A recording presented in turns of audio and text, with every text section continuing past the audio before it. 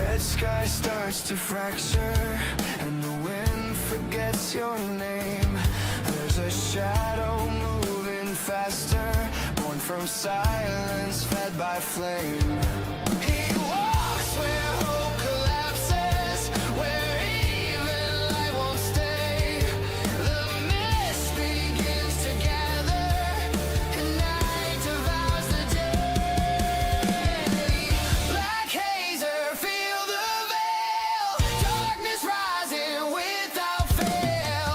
Step inside and lose your way, nothing pure will ever stay. Black hazer, no escape, fear is written in his wake. When the world begins to blur, it's already him you say. There is a story remembered by few. This is a story from a long, long time ago. Such a story begins with the opening of a gate discovered by a human king. This portal connected his world to another. When the portal was opened, humans fled in terror. This was because, from that newly opened portal, terrible monsters emerged. The truth was that the other world connected to it was the dark and frightening demon realm, home to the demons. From that portal, monsters overflowed endlessly, and that world, which had once been peaceful, was plunged into chaos. Many humans perished, and the world was bathed in red. In the face of this calamity, a human king desperately pleaded with the gods, "O gods, please grant us the power to expel the evil monsters." Thanks to this plea, a radiant light fell from the sky, and the monsters were transformed into dark smoke, dissipating away. After this, some humans were marked with a special symbol, gaining mysterious powers. Those who possessed the power to oppose the terrible monsters were acclaimed by the people and came to be known as mages. Thus, peace was able to return to that world. However, one question still remained. Had it truly been the gods who answered the king's wish, or something else? Running through a crumbling castle, a man found a young boy amidst the skeletons of monsters. Gasping, the man, dressed in knightly attire, was shocked to see the boy in that place. Facing the young one with a calmer gaze than he should have for his age, the man discovered the answer to the fateful question. Far from there, illuminated by the light of the moons, several carriages were parked outside a grand ballroom. Inside the hall, the guests chatted and enjoyed the music in that luxurious setting. But not everyone. Descending a staircase, a lady with golden hair was irritated. She remembered that her maid had said that the mages were gathered at this ball. However, seeing that only disgusting nobles were present, she regretted coming as well. Hearing Seren's words, her assistant tried to ask her to speak more quietly so as not to be overheard, but Seren could only think about the dark mage, whom her assistant had mentioned would appear, completely deceiving her. Still, the assistant tried to convince Seren that there would be other chances to meet him, which did not soothe the singer, who was determined to sing a song before leaving. Putting that aside, the maid asked Seren if she had heard about the warnings regarding monsters in the Lufin forest recently. "Miss, I heard that a carriage passing through the forest was brutally attacked not long ago." The maid's comment only made Seren even more irritated, as even in the face of danger, those nobles were still pathetically celebrating, as if nothing was happening. Seren sighed heavily. She truly wanted to meet the famous dark mage. When Seren stepped onto the stage, everyone's attention turned to her. Many couldn't even believe that Seren, the singer, was standing before them. It was said that her voice was angelic, and now they would find out if the rumors were true. However, just as Seren was about to begin her song, she was stunned by the reaction of the people in front of her. Her performance hadn't even started, but everyone looked frightened and perplexed. But their expressions were not directed at Seren. Instead, they were gazing at something they saw through the ballroom windows. Various dark monsters appeared, causing the guests to flee in terror. Realizing that the panic was not because of her, Seren looked back with wide eyes. Giant lizard-like monsters shattered the window behind her, ready to invade the hall. As everyone fled in horror from those red eyes, Seren froze. Not understanding what was happening, she found herself facing the creatures advancing toward her. Just as she was about to be captured, she heard someone shout her name. In the blink of an eye, a man wielding a spear appeared to defend her. His attack, shrouded in shadows, struck the giant lizards, which roared in pain. Seeing the strength of that man, Seren's eyes widened in surprise as she followed each of his movements. He charged at the monsters, which hesitated in the face of such power. Outside the hall, several of those lizards were climbing the walls, but with a great surge of energy, the man evaporated them all at once. Even with his face smeared, Seren remained motionless. Seeing her fall to her knees, her assistant rushed to her side to help.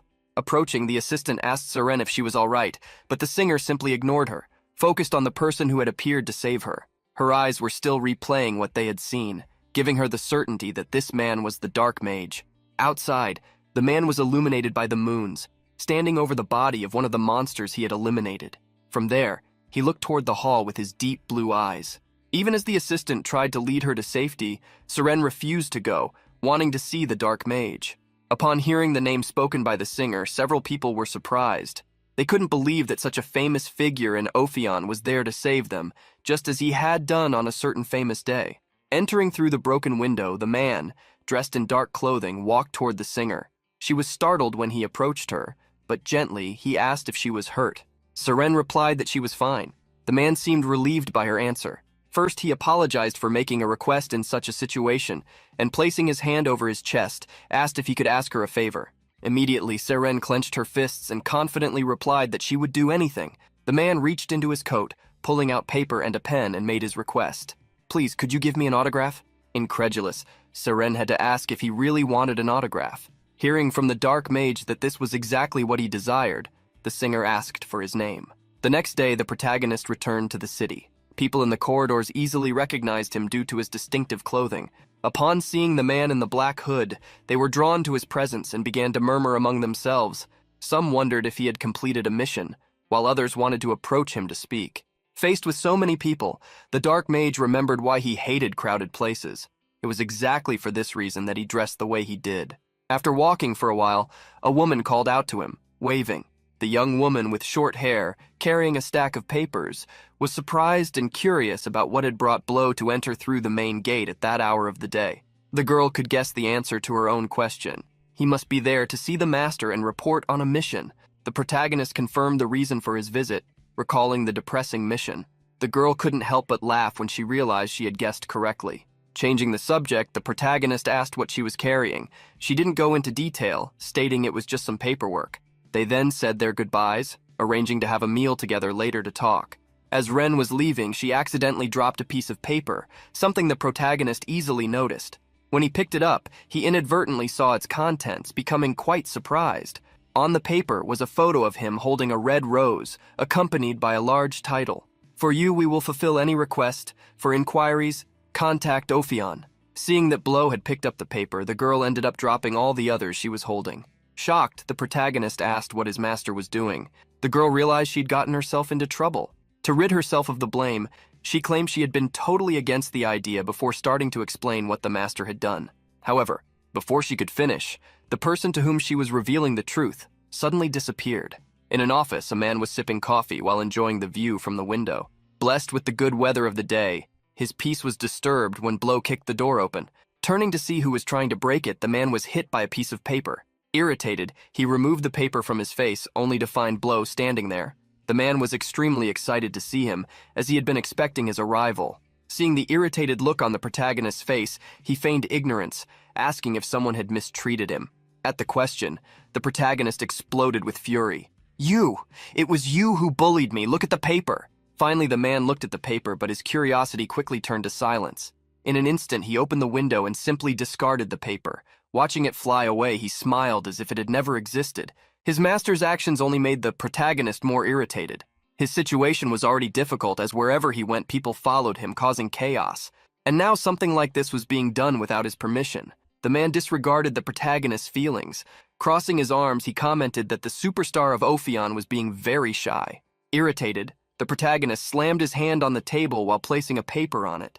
The master was startled by that, and upon picking up the paper, he realized that it was actually Seren's autograph. Irritated, the protagonist warned that this would be the last ridiculous mission he would undertake. Hearing this made the man who assigned him missions very sad. He immediately showed a stack of papers. "Look at this. The rescue of the puppy requested by Miss Ellen, the delivery of Roan's love letter, along with many other missions, all waiting for you." The protagonist refused to do any of those missions. Still, the man reminded him that Blow always managed to fulfill the missions, like this time dealing with Seren, who was so difficult to handle. Hearing the man's words, the protagonist disagreed, remembering that Seren didn't seem difficult at all, even though she was trembling due to the attack. The man was surprised to hear Blow mention an attack, as he remembered that Seren was in Ravi, a safe zone.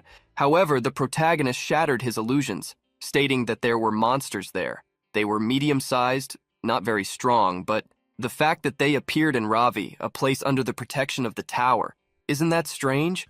Upon hearing what had happened, the master agreed with the protagonist's thoughts, deciding to conduct some investigations in the future. Changing the subject, the man went back to praising the protagonist for getting the autograph even in that situation, which irritated him as he recalled the stupid mission.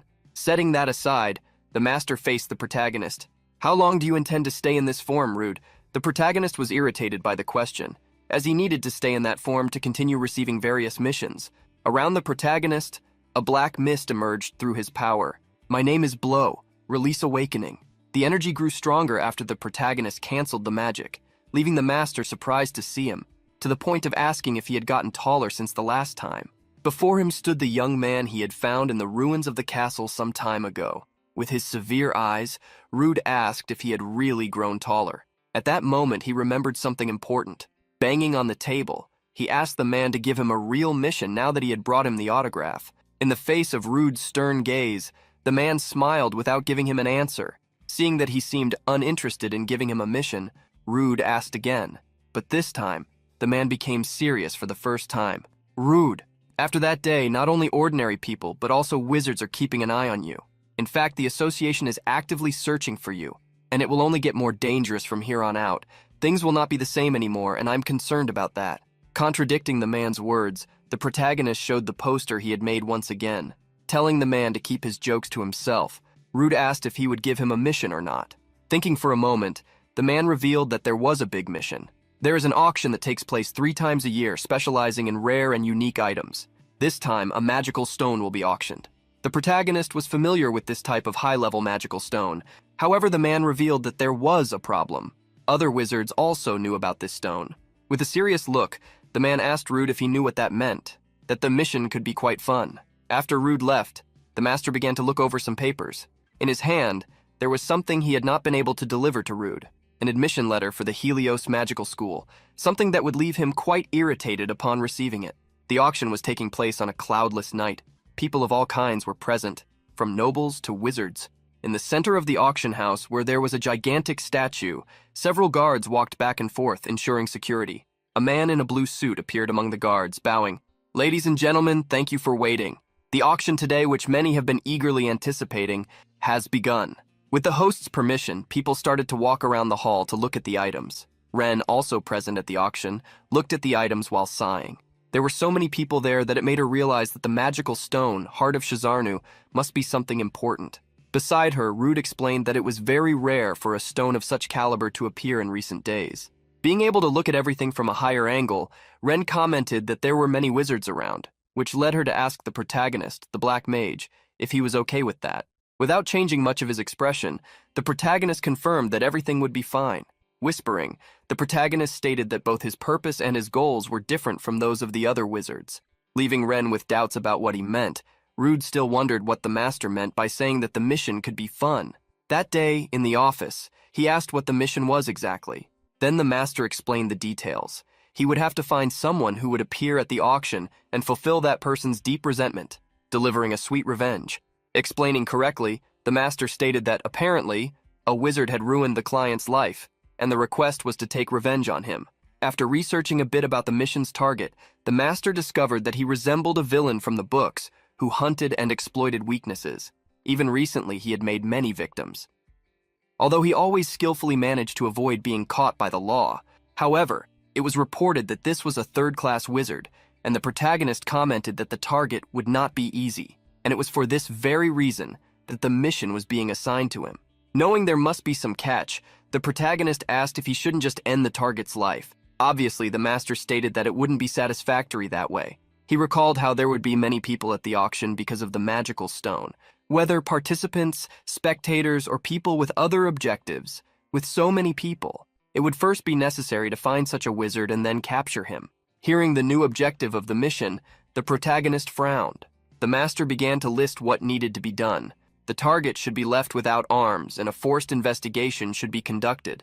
After that, his pants should be removed. Hearing the last part, the protagonist was so surprised that he tore up the mission letter that was in his hands. He didn't understand what kind of revenge involved such a thing. The master didn't know very well, but That was the client's request. According to this client, there were rumors that this wizard was a member of a criminal organization that had disappeared many years ago. This organization had been declared eradicated, but given the large reward offered for finding them, it wouldn't be surprising if some had escaped. Radin, the city where the auction would take place, had a deep hatred for this organization called Kotal. The members of this organization had the tradition of marking their legs with the group's emblems using the poison of a lemon snake, a mark that could never be removed. The reason for removing the wizard's pants was precisely to expose this mark in front of everyone. Revealing the entire content of the mission, the master asked if this wouldn't be a satisfactory revenge. Silent for a moment, the protagonist asked if the return of this organization wasn't just a rumor, questioning what would happen if there was no mark when he lowered the wizard's pants. For the master, whether there was a mark or not, it would be a well-executed revenge. The protagonist had initially decided to refuse the mission, but after seeing his master plead, he ended up accepting. Now he was waiting. Ren wanted to know if it was okay to follow this plan, but Rude hoped to find out somehow soon. In another area, an excited young girl was hanging over the railing to see the people attending the auction. Adjusting her glasses with one hand, a butler held the princess by her clothes, asking her not to play around.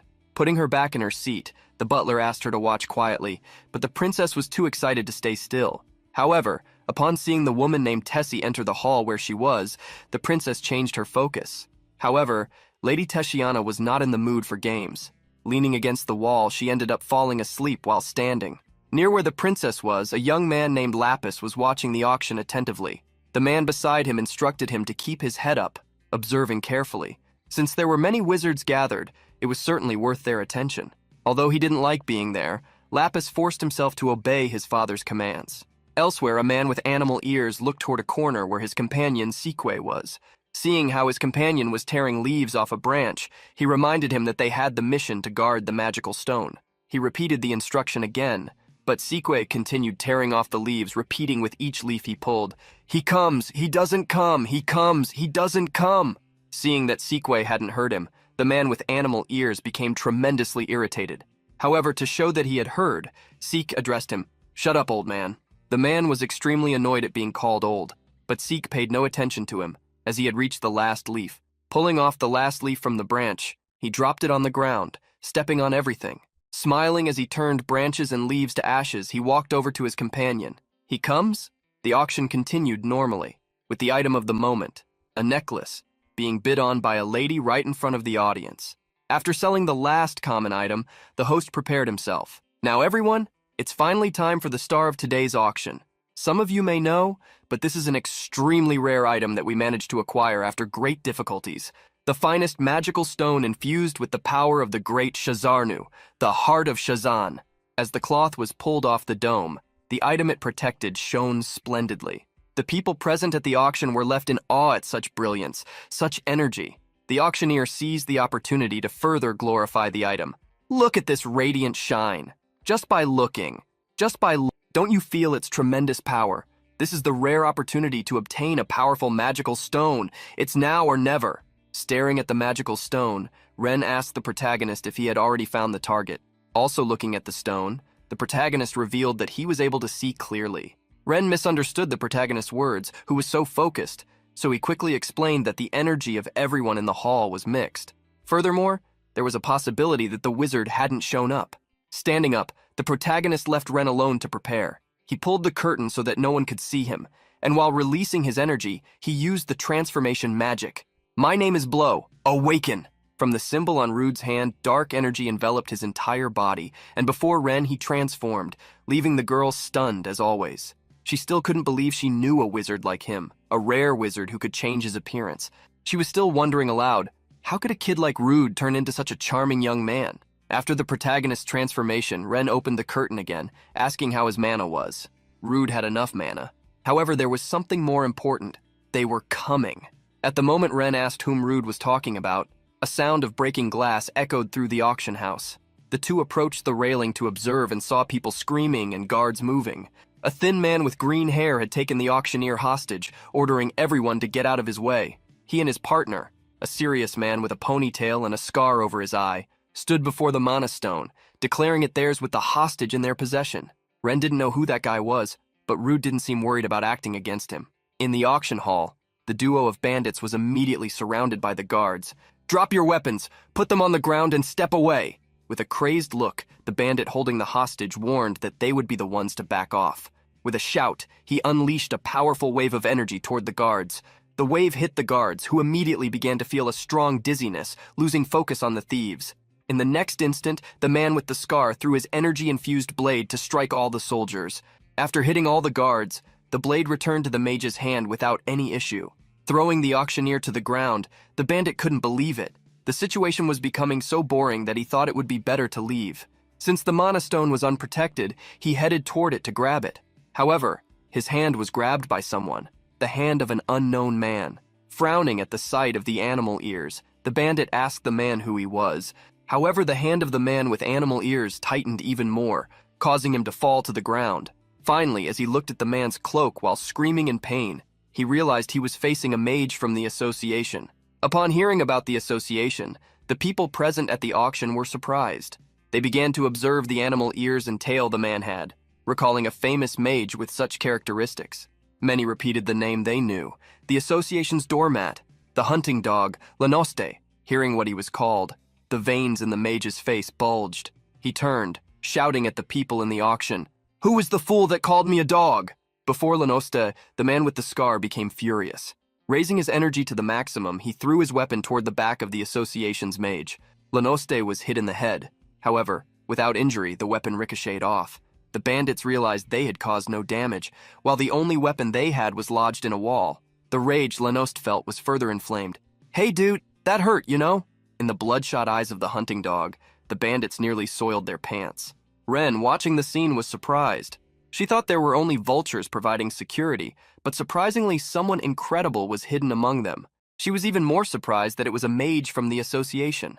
Watching beside her, the protagonist sat on the railing. He told her to take a good look, as that person had been with someone significant on that fateful day. Despite her surprise, Ren understood what rude meant. In the center of the hall, after beating up the bandits, Lanoste took care to calm the people. "All mages here, listen. I know you're anxious because of the rare mana stone that has appeared, but if you act impulsively, it will be the end for you. So stay quiet until the auction is over. Understood? Anyone who touches the mana stone or seems suspicious from this moment on will face me and regret it." With that said, Lanost prepared to cover the mana stone with a dome again, but he was astounded. Beneath his nose, the mana stone had disappeared. The auctioneer pointed to the statue in the middle of the hall. Up there stood a person, surprisingly. To Lanosta's shock, the person holding the mana stone was his companion Seek. Ignoring his partner, Sika began to murmur, "I can feel it. I feel that he's definitely here." Lanoste didn't understand what Sika was doing until his companion started shouting, "Hey Blackie, this is your goal too, isn't it? If you want it, why don't you come and take it from me? If you don't show up, I'll devour this mana stone myself." The people didn't understand who the hell Seek was looking for, or what would happen to the mana stone. Beside the protagonist, who had transformed into Blow, Ren asked if the Blackie Seek was referring to could be him. At the question, the protagonist fell silent, which was already an answer. Ren was irritated that things had become more complicated than she had thought. Seeing this situation, she asked her partner if it wouldn't be better to back off. However, Blow didn't want to give up the mission because of some idiot. Seeing the protagonist's language, Ren was surprised. But putting that aside, she just hoped things would turn out well, as she couldn't stop him. In the hall, some mages were waiting for things to get exciting since a mana stone of such high grade had appeared. But with Sika's appearance, most of their will to fight disappeared.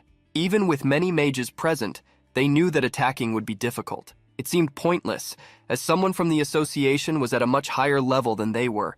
They could only imagine that the black mage, who had recently emerged, might have a chance. As the mages conversed, Tessiana walked through the hall. People were shocked to see the direction she was heading. At the top of the statue, Seek was still waiting. After so long, he tried to provoke the black mage again. "You're not afraid, are you? Is this some kind of hide and seek?" Down below, Lanost was completely irritated with Sike. Shouting, he demanded that his companion stop his madness and come down immediately. However, Seek didn't want to listen to that old man, telling him to go away and leave him alone. Being provoked, Lanost was ready to show Seek what hell was like. At that moment, as the two were arguing, a blue energy surged in the hall, catching both their attention. A crack appeared in the statue, which in an instant was brought down by a powerful blow. Seeing the statue fall in his direction, Lanoste was shocked. Falling without any resistance, the statue exploded in the middle of the hall. On top of the fallen statue stood a woman. Holding her sword, Lady Tessiana was ready to restore order. Not recognizing her, Lanoste aggressively asked what she was doing. Tessiana's expression was emotionless as she replied to the hunting dog, "I'm here to participate in the auction. I even brought a silver coin." Lanost was surprised and irritated by the paltry amount of money the woman possessed. Completing her sentence, Tessiana showed hostility in her voice as she looked at Sik. "However, you're in my way." Sike didn't hide his hostility, returning it. "No, you're the one who's in the way. You crazy woman?" Ren didn't know where the blue-haired woman had come from. She didn't know how long the woman could hold her own against the duo, but she knew it could be a chance for them. Looking at the protagonist to see if he agreed, Ren saw Blow standing on the railing. The protagonist confirmed Ren's thought. However, his eyes weren't on Tessiana or Sikwe, but on a man flirting with a young woman. He had finally found the target of his revenge mission. Energy explosions collided as Tessiana attacked Sike, who was retreating hastily. With her sword in hand, she leaped above her opponent to strike him with the force of gravity. Her attack was launched, aiming for the middle of the red-haired man who didn't try to dodge. Raising his hand, Sik effortlessly held Tessiana's sword. Before the shocked woman, Sik sighed. "Why do these nobodies always show up to irritate my nerves?" Holding the sword with one hand, Sike created an energy sphere with the other. The energy sphere hit Tessiana before she had a chance to evade, sending the lady flying across the hall with the strong impact. Lady Tessiana crashed into one of the walls of the hall, creating a large cloud of dust from the debris. However, looking at the dust cloud, Sikwe was shocked. Inside the dust cloud, the woman rose again. Leaning on her sword, she expressed her anger at being called a nobody. "My name is Tessiana." Sikwe frowned upon realizing from Tessiana's voice that she was perfectly fine. Tessiana's eyes began to shine with a deep blue. Overflowing with energy, the mage activated her awakening. Sikwe scoffed, asking the woman if she really thought her awakening would change anything. Surrounded by a frozen aura, Tessiana gave her final warning. "You'd better get ready." In an instant, Tessiana crossed the entire hall, attacking Sike. Seeing Tessiana awaken, the princess celebrated excitedly. Seeing how Tessiana, who had been brought as a guard, acted this way, the butler warned the princess that they should leave. The butler reminded the princess that they had already left in secret, and if anything happened to her, he would be the one punished. Noticing how things were starting to get chaotic, the butler urged the princess to accept leaving before the situation worsened. The mages and nobles in the hall were desperate. They wanted to evacuate, wanted to know what was happening, and wanted to know about the Mana Stone all at once, causing great confusion. Seeing people talking about the Mana Stone, Lanost tried to break through the crowd's blockade. He was furious with Sika, who had started fighting without handing over the Mana Stone, forcing him to search for it. Amidst the confusion, a person walked calmly, covered by a white cloth. This person was watching a man with shoulder-length hair embracing a young woman. This person was none other than Blow, who, seeing so many people focused on the Mana Stone, found a perfect opportunity amidst the chaos. He was wondering how he should reveal the mark on that man's leg. However, the only idea that came to his mind was to tear his pants off. Trying to think of another way but unable to think of anything else, he remembered his master. Hearing a man looking for the Mana Stone, the protagonist's attention was piqued. Approaching that man, he asked him to come closer, only to whisper in his ear, "I saw that guy in purple clothes hiding the Mana Stone." Looking at where the protagonist was pointing, the man asked to confirm if the young man was talking about the man smiling next to a young woman. The protagonist confirmed his target, also stating that he had hidden the Mana Stone in his pants. In an instant, the man, believing the protagonist's words, attacked the mission target, demanding that he hand over the hidden Mana Stone. The commotion caught the attention of several people, who attacked the target.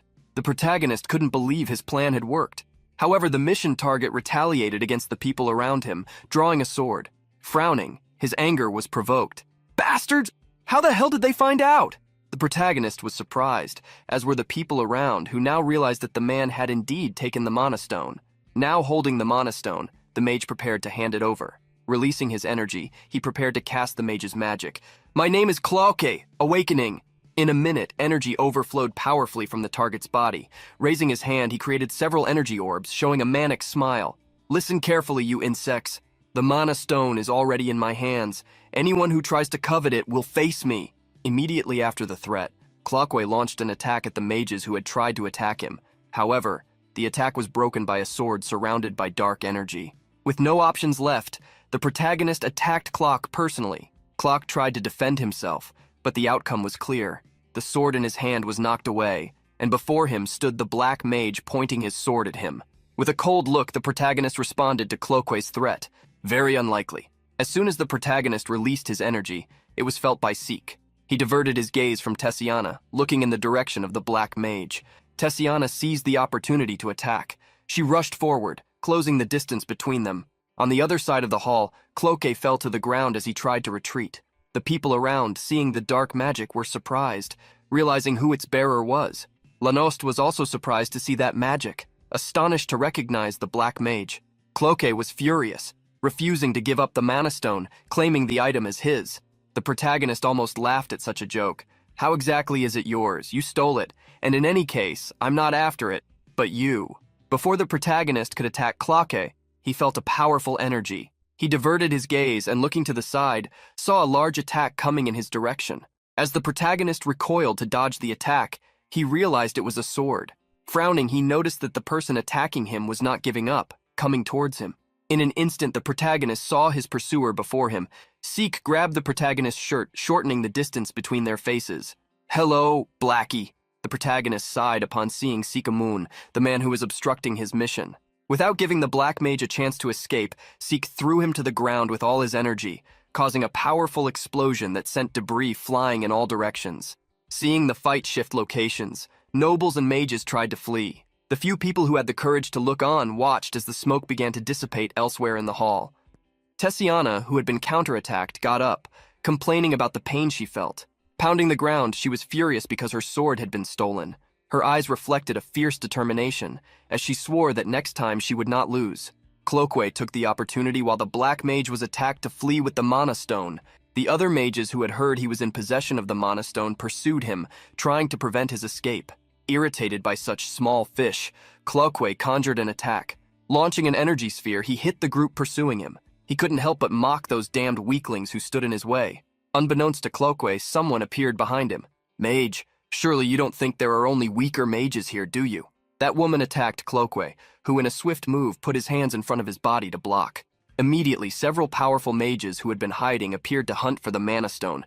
In an instant, the exit of the hall was filled with mages, all surrounding Cloquet.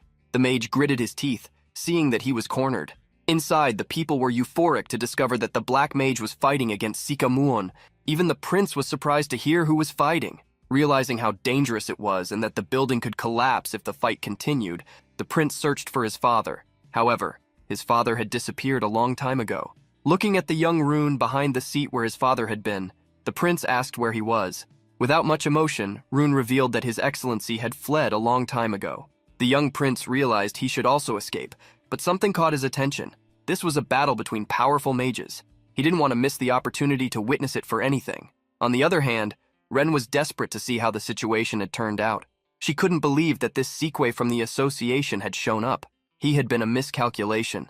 She hadn't brought a mana orb for recharges, as the mission was supposed to be low risk, and she was worried that the fight would drag on, making things worse for Blow. Concerned, she wondered what plan he had. Before Sequay, the protagonist was prepared. Facing the mage from the association, he tried to make it clear that he had no intention of fighting him. Seek smiled, unwilling to believe it. However, Blow confirmed his initial words. "Yes, my goal is not the mana stone, and yours must be to guard it until the auction is over, right? Judging by what your ally said, it seems so. So let's just take care of our own business and deal with that ridiculous magic circle above your head." As Blow had said, Seek had conjured a huge crimson magic circle. Provoking the protagonist, Seek asked if he didn't like his magic. "Whatever your goal is, I don't care. Since that day, I've been looking for you. Ophion has been busy hiding you like some kind of treasure, so I've been chasing every mission or incident where you showed up. Still, I couldn't find you." Obviously, Blow knew why the man hadn't found him, as his missions were no more impressive than just getting a few autographs. However, Seek was distraught at seeing the black mage before him. Therefore, he advanced without caring. In the face of Seek's advance, the protagonist used his long sword to block him. Approaching the protagonist, looking him in the eyes, Seek asked him to show it again. That day, the black mage had given him such a cold look that it had sent chills down his spine. Seek used all his energy to create his most powerful attacks. He didn't care about everything around him, forcing the black mage to comply with his wishes. With Seek's powerful attack launched, people panicked as the building trembled as if it would collapse. Rocks, slabs, and pillars flew in all directions. However, Lanost was still there to cover for his partner's mistakes, saving the innocents caught in the conflict. Lanost was furious with the bastard who seemed to be destroying the whole place. What made him even angrier was that Sike had become a chatterbox, starting to enjoy himself. Looking around, Lanost observed how the auction had turned into chaos, remembering that he needed to recover the mana stone at all costs. Outside, Cloakway's fight was interrupted when a pillar fell in front of him for no apparent reason.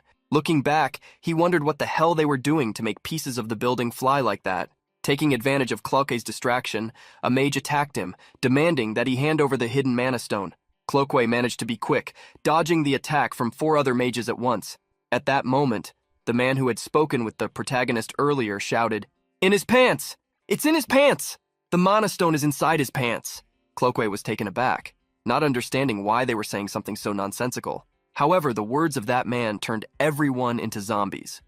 Staring at Cloak's pants as the most tempting target, Cloaky stepped back, trying to assert that it was a lie, telling them to stay away from him. Inside, a solitary figure stood amidst the smoke. Seek held a cloak in his hand, but unfortunately for him, the owner of that cloak had vanished. The protagonist jumped to one of the auction boxes.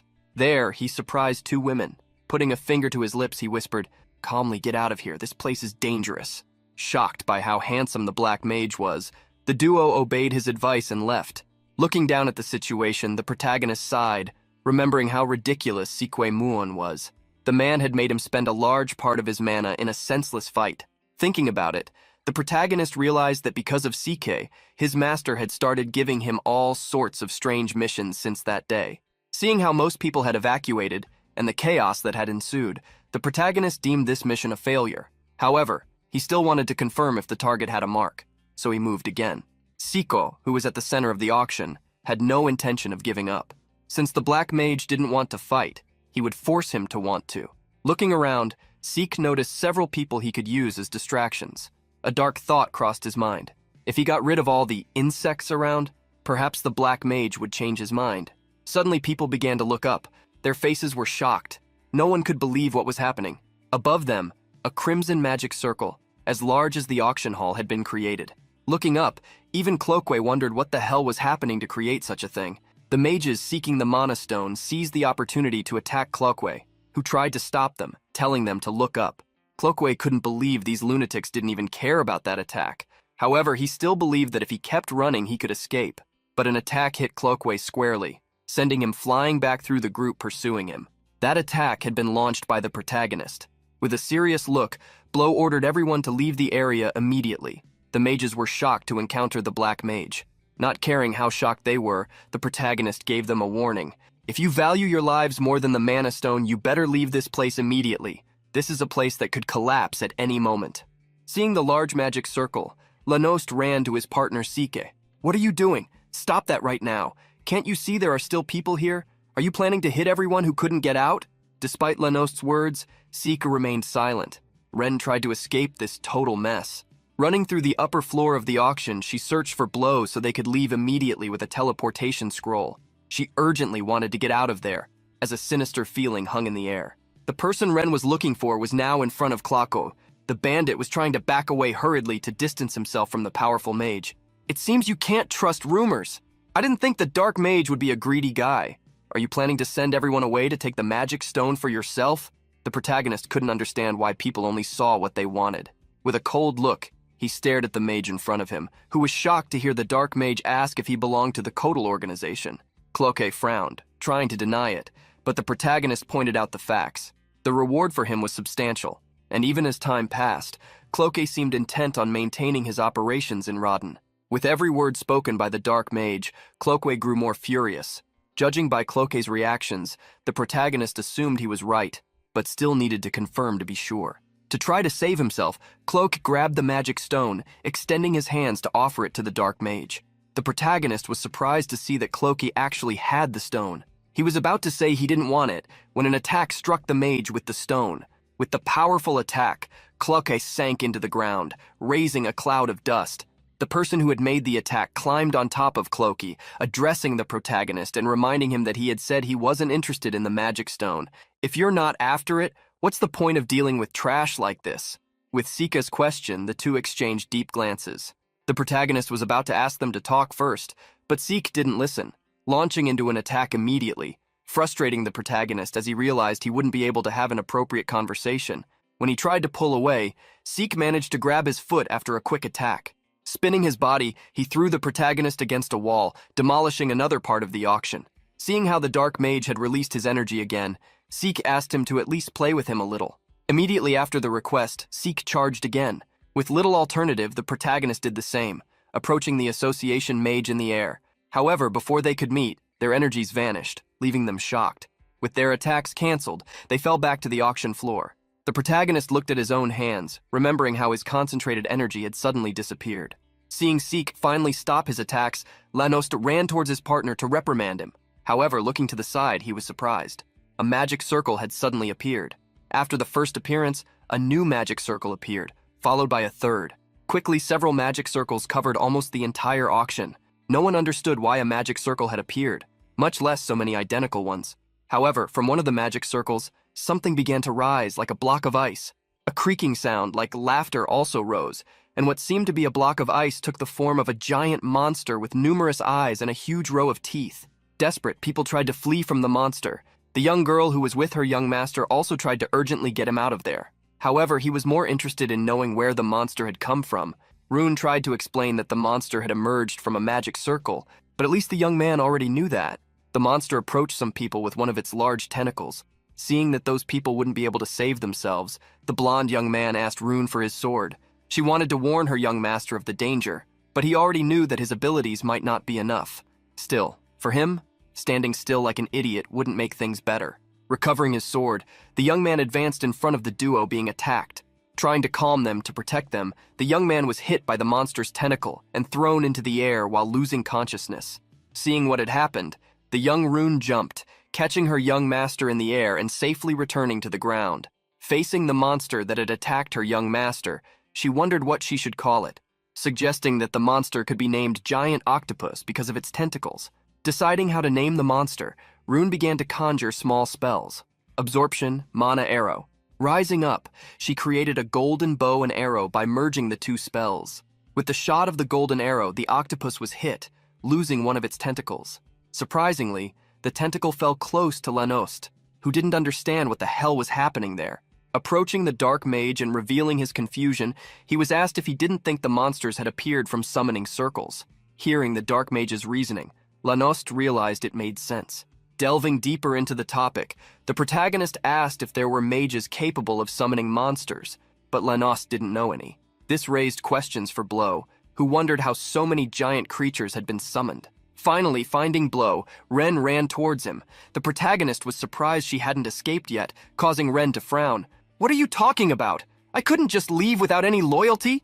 Lanost was surprised to see that the Dark Mage had an ally from Ophion, and moreover, someone who wasn't a mage. Putting that aside, the hunting dog turned to Sika, who had his back to a monster. With a raise of his arm, Seek unleashed the power of a spell, completely destroying that monster.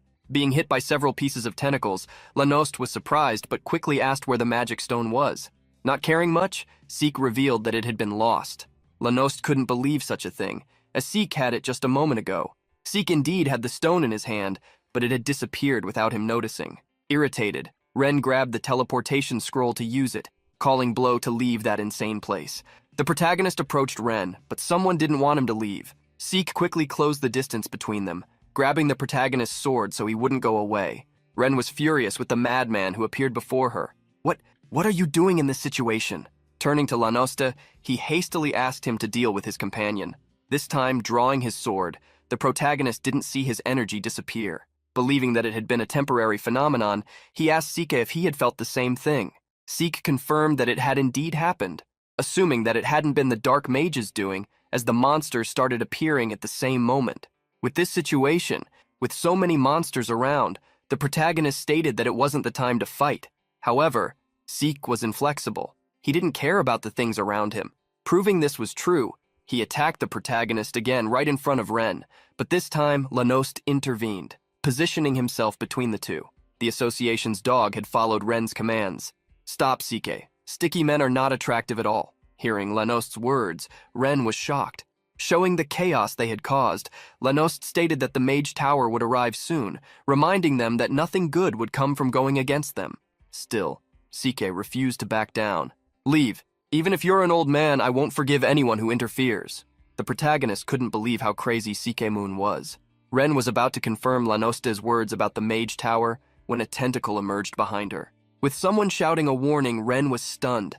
At that moment, a young blonde man ran towards Ren to save her from that tentacle. The young master's sword managed to strike the monster, which, feeling the pain of the stab, roared with its enormous mouth. The young blonde looked seriously at Ren, asking if she was okay. However, Ren was shocked. The young man who was supposed to save her had been grabbed by the monster, which took him to its mouth. Rune coldly asked her young master if he wanted help. Desperate, he shouted for her to assist him. Instantly, an attack struck the monster, splitting it in two as if it were a piece of bread.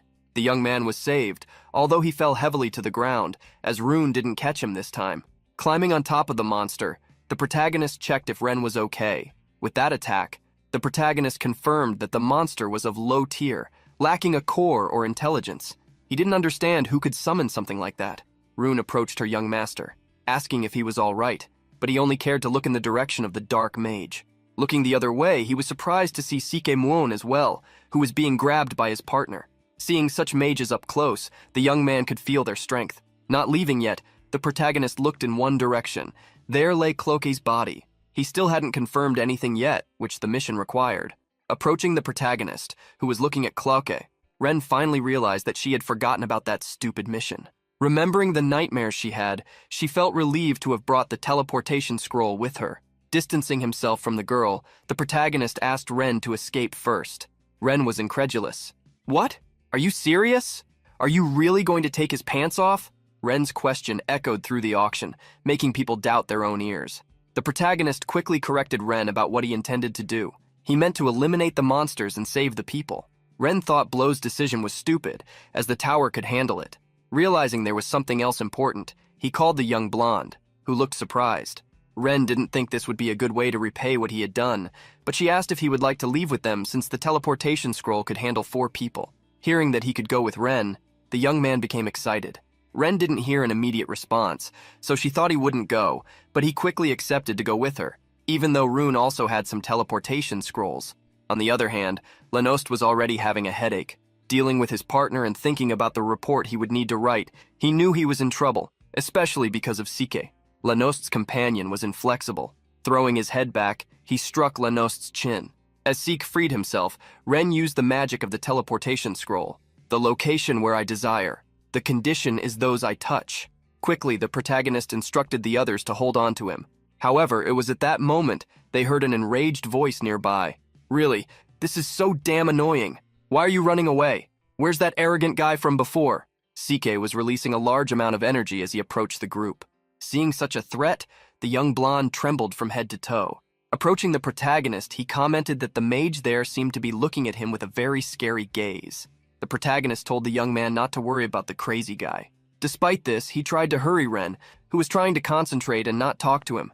Overflowing with energy, Sike had no intention of letting the dark mage escape. With all his hatred, he created a giant magic circle below the auction ceiling, frightening even the mindless monsters. Lanoste couldn't believe his partner was going to try using that magic again. The young blonde looked up, remembering that the magic circle was the same as some time ago. The protagonist tried to hurry Ren again, but he was already giving it his all. Finally, she reached the end of the scroll's use. "What I desire is teleport!" A gigantic explosion occurred in the auction, creating a fireball dozens of meters high, illuminating the dark night like a sun.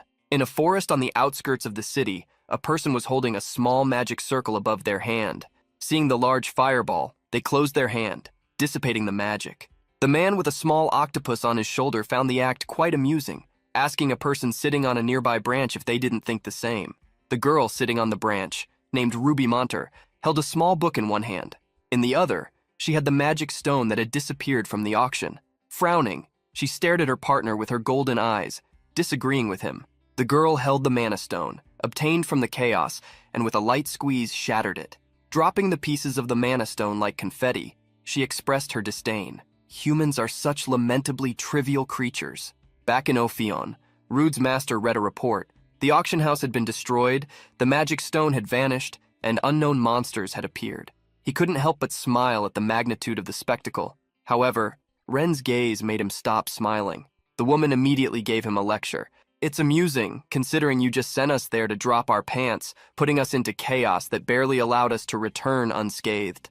With her complaint, the master asserted he was glad the duo was okay.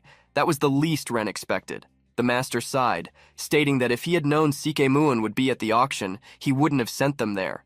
Ren didn't understand why the guy kept pursuing Blow as if it were not just a fight, but something more behind it. Without telling the whole truth, the master merely commented that the Muon family tended to be a bit crazy. Despite the doubt in Ren's eyes, the master claimed that naturally Sik would lose interest, so until then, they just needed to avoid him.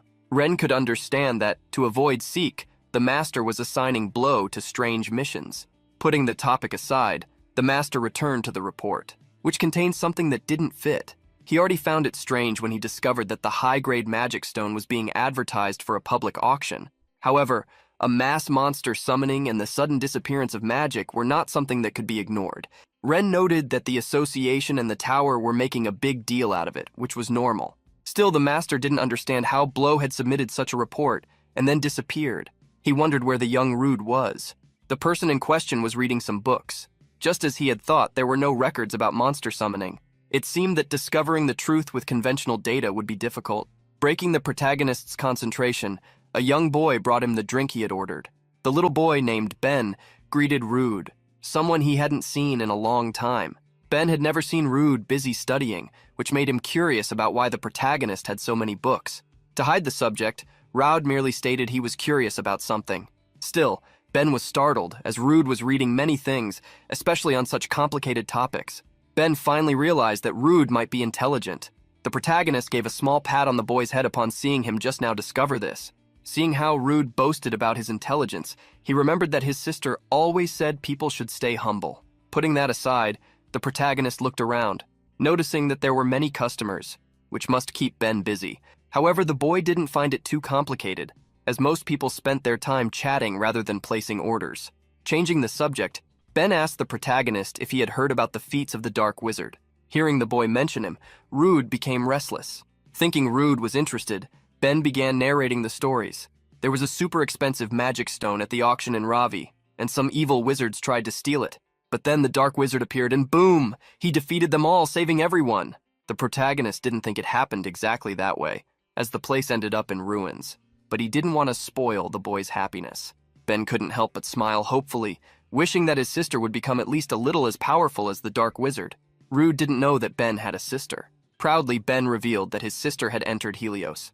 Thinking about the name, the protagonist asked if he was talking about the school. However, Ben explained properly. Helios is not just a school. Helios is an amazing and super special place where only the best of the best can enter. Despite being happy for his sister, Ben was sad that they had separated. However, there was nothing to be done, just writing letters when he missed her. Ben's mother didn't send all the letters to avoid distracting her daughters, but Ben revealed he had already written 10 of them. While the boy chattered about Helios and his sister, a woman shouted his name. Seeing his mother calling him, Ben wished the protagonist good luck with his studies and ran to see her. Left alone, the protagonist sighed. He then closed his eyes, focusing. His concentration spread throughout the tavern, allowing him to hear what people were talking about. In one corner, a man said that Sikemuun had won, but next to him, a woman said that the Dark Wizard was focused on saving people. Another man at the same table commented that the explosion must have been caused by the tower. At another table, they talked about Cluck, who had stolen the magic stone, while at a third table, they commented that the Dark Wizard was actually a woman. The protagonist was shocked by all the rumors circulating, but none about a certain person who should take the blame. Still, as there was no mention of the monsters, the protagonist believed that the tower had somehow covered up the story. That was what should have been done, as monsters had appeared within a city protected by the tower's barrier. Thinking about it, the protagonist wondered if there was a problem with the barrier.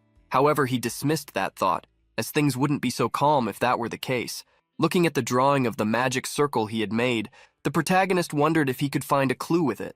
Not knowing where to start, he decided to go talk to the master. There was a city surrounded by a forest. In its center, a castle exuded an elegant and noble charm. A man with golden hair wearing a white hood had arrived in the city. Someone asked him Rispan why they had stopped, to which he replied that there was some commotion up ahead but nothing to worry about. Looking at the carriage, he asked the woman inside, Dana, if she was sure about what she was doing. However, the elegant Dana reminded him that she had already answered that question several times. Seeing the man worry, she asked him to listen carefully. If this helps that child even a little, I will do anything. While Dana spoke with Rispan, Rude walked through the city. Even looking at the magic circle on the paper, he had no answers or ideas on what to do. In a brief moment of distraction, the wind took the paper from his hand. He quickly ran after the paper, which, with another gust of wind, was carried away again. The paper took flight, soaring above the short Rude and rising to a height he couldn't reach. He ran through the cobblestone streets, wondering how long that paper would fly. In a random place, a man was shouting desperately, "Please give it back to me!" However, the group refused to return the abandoned backpack they had found, but the man insisted that he hadn't abandoned his backpack. He had just set it aside for a moment. He begged them to return it. The leader of the group grabbed the man by his shirt, pulling him close. With a delinquent look, he didn't hesitate to threaten the man in broad daylight. "You know what? Even if you beg on your knees, I won't give it back. So how dare you raise your voice at me? Think carefully. Would the guards get here first, or would your body fall before that?" In the midst of the threat, the thug was hit in the face by a piece of paper. Releasing the man and throwing the paper to the ground, he wondered what the hell that was. Returning to the subject, he informed that the backpack was now his. At that moment, something caught the man's attention. A young boy had picked up the paper that had hit his face, complaining that it had gotten dirty. Frowning, the thug asked who that kid was. He and his henchmen were startled, as the boy had also grabbed the stolen bag. The protagonist returned the bag to its owner as if nothing had happened. The group of thugs didn't understand how the bag had been taken, so the protagonist looked in their direction, revealing that he was the one who had taken it. Seizing the opportunity, the owner of the bag immediately fled. However, the leader of the thugs didn't want to chase after him. Grinding his teeth, a small aura emanated from him. "That little bastard. I need to correct his attitude first. Block the exits." Seeing that the man was a magic user, the protagonist assessed that he must be at the lowest level. Snapping his fingers, the thug approached the protagonist. "Hey, kid, you still don't know how this world works. As an adult, I'm going to teach you a big lesson." Rude didn't want to cause trouble, so he wondered what to do. Making a decision, he tried to run. The group of thugs was surprised to see the boy flee. With just one jump, Rude leaped over a building, landing in the street beside it. However, in the midst of his fall, the protagonist found himself facing a carriage. Sensing a presence, Rispan looked up, and their eyes met. Inside the carriage, Dana only heard a noise, which made her wonder what had happened. Everyone around the carriage was shocked. On top of the carriage was a small blonde boy who had fallen from the sky. Rude smiled peacefully. "Phew, this carriage is really sturdy." The people surrounding the carriage couldn't believe the boy's words. They were all left speechless until Rude jumped from the roof of the carriage, landed on the street, and quickly fled. The people looked in the direction of the fleeing child and then noticed that Rispan had started to move. The guard quickly advanced toward the protagonist, placing a sword over his shoulder. "Stop right there!" Rude looked back to see the swift man catching up to him. Behind Rude, the knight in luxurious robes asked if he knew whose carriage he had just stepped on. Quickly stepping back, the protagonist bowed. "I don't know, but I apologize. I didn't realize it was someone important's carriage, and even if I had no choice, I shouldn't have done that." Rispan's eyes widened at the sincerity in the young boy's apology. "I sincerely apologize for startling you. I will be more careful in the future, so could you let this slide just this once?" Faced with such polite and sincere words, Rispan could no longer press him and accepted his apology. Immediately, the protagonist thanked him and left while he had the chance. One of Rispan's companions couldn't help but laugh at her companion, who didn't know what to do. Remembering how the young boy had apologized, she asked how Rispan could draw a sword on a child.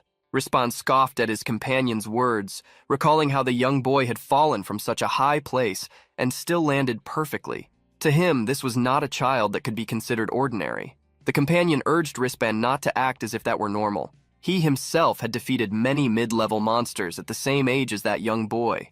Thinking of the young boy, the woman felt he would be a talent with a bright future. With that in mind, she suggested that Rispan take him on as his disciple. The idea from his companion made Rispan give her a threatening look. While the woman was teasing Rispan, Dana stepped down from the carriage, interested in what they were discussing. The elegant woman had the impression that Rude was both strong and intelligent. Seeing Dana agree with her, the knight gave a bright smile, suggesting that they recruit him for the magic troupe. Hearing his companion's idea, Rispan pulled his hair, eliciting a laugh from Dana. Concerned, Rispan asked if Dana had been hurt from the impact in the carriage, but Dana was fine. as the carriage was indeed sturdy. Shifting to a more important topic, Dana commented that they were already close to their destination, and since the weather was nice, it would be interesting to take a walk. Since this was Dinah's wish, Rispan agreed. As the trio conversed, someone was watching them. Rude was hiding behind a pillar, looking at Dana. From what he could see, he believed the woman must be a noble. That man, on the other hand, seemed to be someone incredibly skilled. In any case, he considered himself lucky to have gotten out of that situation without problems. The protagonist sighed heavily. Lately, he had really been having bad luck. Despite that, he felt relieved that he wouldn't encounter that noblewoman again. However, Rude couldn't have been more wrong. Arriving at their destination, he found Dana, along with Rispan and his companion behind her. Sitting across from each other, a strange atmosphere settled in. Asking his master why they were there, the protagonist inquired if he could stay outside. However, the master didn't allow him to go, as the woman was a client. Interested in Rude, Dana asked the master who the young boy was. Not knowing they had already met before, the master tried to favor Rude's side, although it left him angry. Oh yes, he may seem small and insignificant, but he is one of the greatest talents in Ophion. Seeing how young Rude looked, Dana asked if he had the wizard certificate to be part of Ophion. The master confirmed that Rude had a certificate, asserting that although he was a 7th-tier wizard, a complete novice, he was the best among his peers. The protagonist didn't understand why the hell his master spoke so poorly of him, but he decided to let it go. Taking a drink, Dana commented that Ophion seemed to have many talents. Even in the streets, people only talked about the dark mage of Ophion, spreading rumors that he was incredible. Since she was there, Dana stated that she would like to meet such a person from the rumors. However, Master Ophion stated that unfortunately the dark mage had gone on a mission. Not only was Dana frustrated, but so was her guard. Diverting the conversation, Dana looked at the protagonist and finally commented that they had met again. The master didn't understand what Dana meant, as he was unaware of the earlier incident. Realizing her mistake, Dana remarked that, in fact, Rude had never truly seen her, stating that she was the owner of the carriage he had fallen on. Hearing Dana's words, the master stared at the protagonist, trying to investigate the matter. With her eyes closed in melancholy, Dana commented that it must have been fate that brought them together again. Placing her cup back on the table, she turned to Master Ophion. "This child seems quite trustworthy." Seeing Rude receive a compliment, the master was surprised. He immediately thanked her. "Thank you for speaking so highly of him." Duchess of Artian? Discovering the woman's title, the protagonist was astonished. He had suspected she was a noble, but he would never have guessed she was from a ducal house. Dana wanted to get straight to the point. As Master Ophion already knew, the true reason for Dana's long journey there was indeed because of her second son, who was currently in Helios. With the little that the Duchess had said, Master Ophion already had an idea of what the matter was about. Dana confirmed her request. To summarize, her second son was having difficulties with his school life. Calling her guard, Fran, Dana asked for the documents. The guard handed over the list of students at Helios and the report on the current internal situation. Hearing about Helios, the protagonist realized that he had heard that name many times in a single day. Dana explained that only a month had passed since her son entered Helios. Although she didn't know what had happened in that short period, apparently her son was being called a monster at school. The master didn't believe that anyone would dare to speak like that to Artian's second son. Dana explained that her son was not the only noble there. As everyone knew, once a student entered Helios, external interference was not allowed, and now it was too late to withdraw the young man from school. Dana couldn't help but feel depressed thinking about her fragile son, someone who would easily become lonely. Since childhood, all the attention and love had been taken by his older brother, causing him to grow up alone and isolated. Even though Dana couldn't give him all the attention he deserved because of how busy she was, her son had already become a fragile child who couldn't even reveal the wounds in his heart. All Dana wanted was for her son not to get hurt anymore. Above all, she couldn't tolerate her family's son being treated like that in such a place. Dana made a simple request. She wanted help for her son to have a peaceful school life there. Her son, who was being called a monster and suffering, she wanted Ophion to protect him. After being alone with Master Ophion, the protagonist ordered him to explain everything. The master pretended not to understand, leaving Rude extremely furious. "What do you mean you don't know what you have to explain? Of course I'm talking about this ridiculous and absurd situation you've gotten us into." Smiling, the master affirmed that it was exactly what Rude had heard. The Duchess's request was precisely that, and he would be the one to fulfill it. The protagonist couldn't believe that this ridiculous mission would be passed on to him. "Forget the request for a second. How could you present me like that? And what was that about me being ranked 7th? Master Ophion didn't understand what Rude wanted him to do. It wasn't as if he could introduce him as the Black Mage. The man was already surprised enough to have made them believe that Rude was a certified mage. The protagonist couldn't believe that his master wasn't listening to what he was saying. The best option would be not to introduce him. The master asked Rude to stay calm since even in this great school of magic, the students were just novices who hadn't awakened yet, just apprentices. The protagonist was furious that his master treated the situation as if he had already accepted the mission. Rude remembered that he hadn't received Ren's report, which showed that they needed to investigate what was happening. Despite Rude trying to evade the mission at Helios, the master asked him not to worry about anything else and to focus on the mission. Taking a folder, Master Ophion handed it to Rude. Upon opening that folder, the protagonist discovered an admission letter to Helios in his name. Seeing the letter, he froze. Somberly, he asked if it was some kind of joke. Seeing Rude return the admission letter, the master quickly asked him to let him explain. The protagonist looked deeply at the master. "Our relationship ends here." Grabbing his backpack, the protagonist said goodbye. "Master, thank you for everything. It was a lot of fun. But from this moment on, I bid farewell to the Ophion team." Master Ophion was desperate. He ran to grab the protagonist. "No way! Absolutely not! Do you have any idea how much effort, care, and food I invested in you? How can you do this to me?" The protagonist couldn't believe that the master was saying such things. How can you do this with my things without telling me anything?" The master knew that Rude would obviously reject it if he said anything, and the reason was obvious. Rude didn't want to go to school because there was nothing for him to learn there. The master reminded him that he wasn't going there to learn, but for a mission. However, Rude refused to accept such a request. Desperate, the master held his hand. "You really don't understand. Even if you have to go so far, I just want to send you to a school. Like a vast ocean, my love for you is immense." Rude didn't understand what was wrong with his master, who was speaking nonsense. To interrupt the soap opera scene, Ren entered the office, asking what they were doing. Embarrassed by having his important conversation interrupted, the master asked if Ren couldn't knock before entering. Reprimanded, Ren became tremendously irritated, asserting that she had knocked. Returning to the main topic, Ren ordered the two to sit down and stop being embarrassed in public. Discovering that Ren also knew about the matter, Rude felt betrayed. The young girl smiled awkwardly, asking him not to take it so seriously, as it could be like a little trip since the students would be seen as children by him. Remembering that the mission handed by the Duchess wouldn't be difficult, Ren urged him to use the opportunity to relax, experience school life, and make some friends his age. Hearing the suggestion, Rude fell silent. Finally, after thinking for a moment, he stated that he didn't need friends. Seeing how much Rude hated the idea, the master realized they couldn't do anything. Even if this is a special mission given by the Duchess herself, who personally traveled all the way to Ophion to make the request. If you refuse, then there's nothing to be done. Maybe I'll even lose my own head over this. Should I write my will?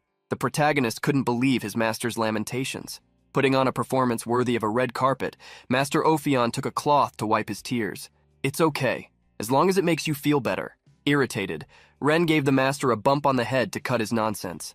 Addressing Rude, Ren agreed that it had been a mistake for the master to proceed without consulting him first, and since he had already been formally enrolled in the school, which would keep him there for a while, the decision should be made by him. Explaining how they would handle the situation, Ren asked for the boy's opinion. The room fell silent for a moment until Rude broke the ice again. "So basically, I just need to help the Duchess's second son, right?" The duo in front of the protagonist was shocked to see him accept. They couldn't help but celebrate. "That's right, the mission won't be difficult at all. As expected from the rising star of Ophion, you're amazing." Seeing that the two had already prepared everything in advance for his trip to school, the protagonist wondered if he should just run away. Handing over a stack of papers, the master revealed that although they had told the Duchess he was a 7th-rank mage, the school didn't know he was a certified awakened mage.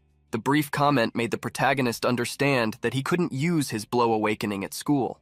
The master confirmed that was the issue, although it was fine since nothing too dangerous would happen at Helios. While Rude looked at the long list of materials, the master merely warned him to be a little careful with the teachers.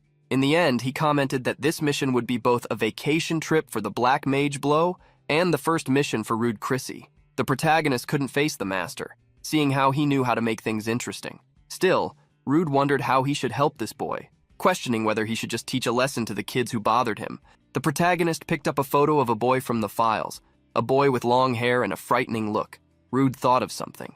Placing the photo on the table, the protagonist asked if that was the person who was harassing the Duchess's second son. However, Master Ophion contradicted Rude's thoughts. In fact, that young man was Liderkis Dien Arthian. the second son of the Arthian family, currently called a monster, and the one suffering at Helios. The afternoon sun was still able to illuminate the city. Inside a large building, Ben was surprised because the letters he had written could not be sent. The girl in front of the boy explained that Helios was a highly restricted place regarding external items, so without a certificate they couldn't accept it. Even though the boy wanted to send just one letter, the woman couldn't proceed. With no alternative, Ben asked where he could get a certificate.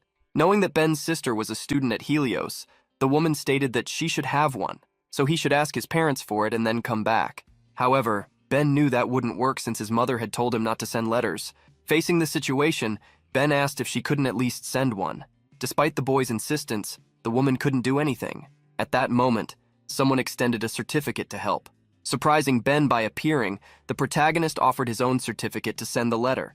The protagonist was there to ask for his things to be sent to Helios and took the opportunity to request that the letters be sent as well. This made Ben extremely excited. Looking at the poor boy, Rude took on the task of delivering the letters to his sister. The famous Helios school covered the horizon with its immense and luxurious expanse. All around, students circulated, dealing with their own problems. However, in the school corridors, a rumor had already spread. Apparently, a young man would be entering that day. Someone who had scored a perfect score on the entrance exam. The boy who had driven the teachers completely mad. Despite the comments, some thought it was too late to join the classes, but some rumors said he was arriving late due to a chronic illness. In the end, most decided to befriend him since they could ask for his help to boost their grades. Hearing the comments, a girl with white hair who just wanted peace hoped everyone would stay quiet. The students in that class were waiting for the next lesson. They looked to one corner of the room, seeing that the student Varus was sleeping again, and remembered that he had asked them to wake him up. While the boys talked, a group of girls gathered, one of them showing a badge she had won the day before. At that moment, a young man entered the room, drawing everyone's attention, and they fell silent as they stared at him. No one dared to say anything and just watched him. Slowly, he pulled his chair at the back of the room and sat down. However, breaking the silence, someone murmured, "Monster." Obviously, this person was referring to the young man who had entered the room, the second son of the Duchess, Lyderkis Dien Arthian. Incredibly, the girl with white hair took advantage of the silence in the room, while Lydersis, the reason for the silence, lowered his head in his solitude. When the protagonist discovered that it had been noted in his documents that he had a chronic illness and that he had scored a perfect score, he was surprised. Master Ophion had difficulty explaining, so he could only laugh. The protagonist couldn't understand how he had scored perfectly when he hadn't even seen that entrance exam. With a blank look, the master reminded him of his abilities, stating that things had just happened. The master reminded him that Helios had been open to students for a month. This admission letter had been a problem a month ago, so under normal circumstances, he should have already gone to school. However, as things had become complicated, he had received various official documents requiring Raud to be sent to school. Since the master needed an excuse to delay Raud's arrival, something reasonable for Helios to accept, such a story had been created. The character of a little genius. Revealing his ingenuity, the master asked what Rude thought. However, the protagonist's face showed that he didn't like the character created by the master at all. Thus, the protagonist went to Helios. Having walked a bit around the school, his attention was caught. The professor guiding him had noticed that he was lost in thought and reminded him that class was about to start. Realizing his mistake, the protagonist followed the professor. Rude still cursed his master. He didn't understand how he would complete the mission with such an extravagant character. Since the admission letter had been a problem a month ago, Rude understood that his master had already sent the application a long time ago, which showed his intention to send him to school even without the mission. The protagonist wondered what the hell his master was thinking by wanting to send him to such a place. In any case, he was already at Helios.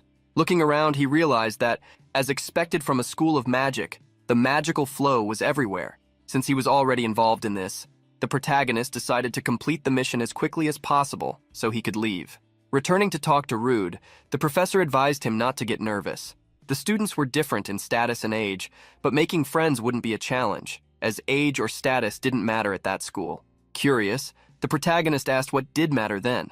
Raising a finger, the professor answered the question with a single word: talent.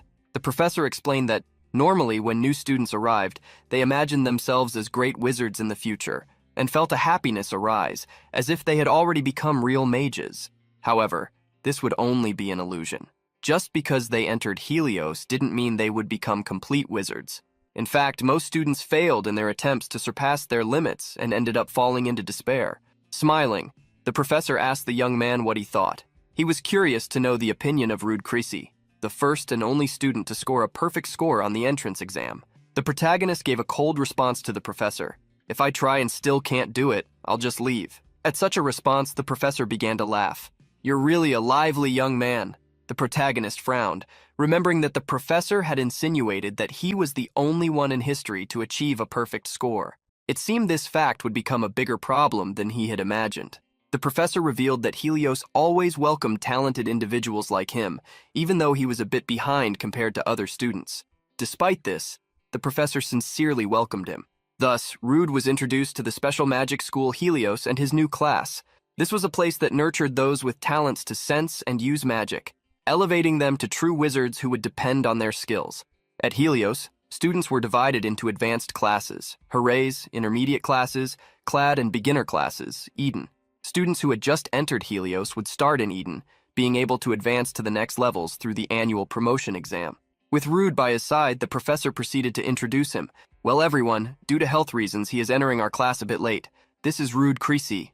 Don't exclude him just because he arrived a little late, and get along." Immediately, some students agreed with the professor. Then the professor asked Rude to give a brief introduction about himself. The protagonist stepped forward in front of the class, showing a vague expression. "Nice to meet you." The students were surprised by the short introduction, but they could observe him, noticing that he was much younger than everyone there. The protagonist gave a brief greeting as he was searching for his target, and he found it. At the back of the room with a vacant look was Leadersis Dian Artian, the second son of the ducal family Artian, the one they called a monster. The protagonist wondered why Leadersis was sitting alone like that. Unaware of Rude's thoughts, the teacher asked him to take his seat.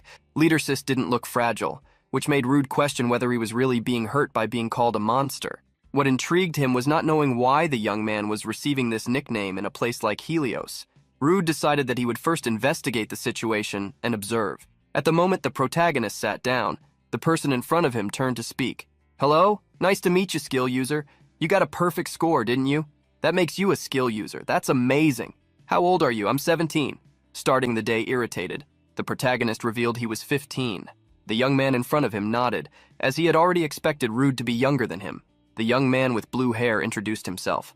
His name was Dio Barus, but he asked Rude to call him Dio. Seeing the younger boy repeat his name, Dio requested that he speak casually since age didn't matter there. If they were in the same class, they would be friends.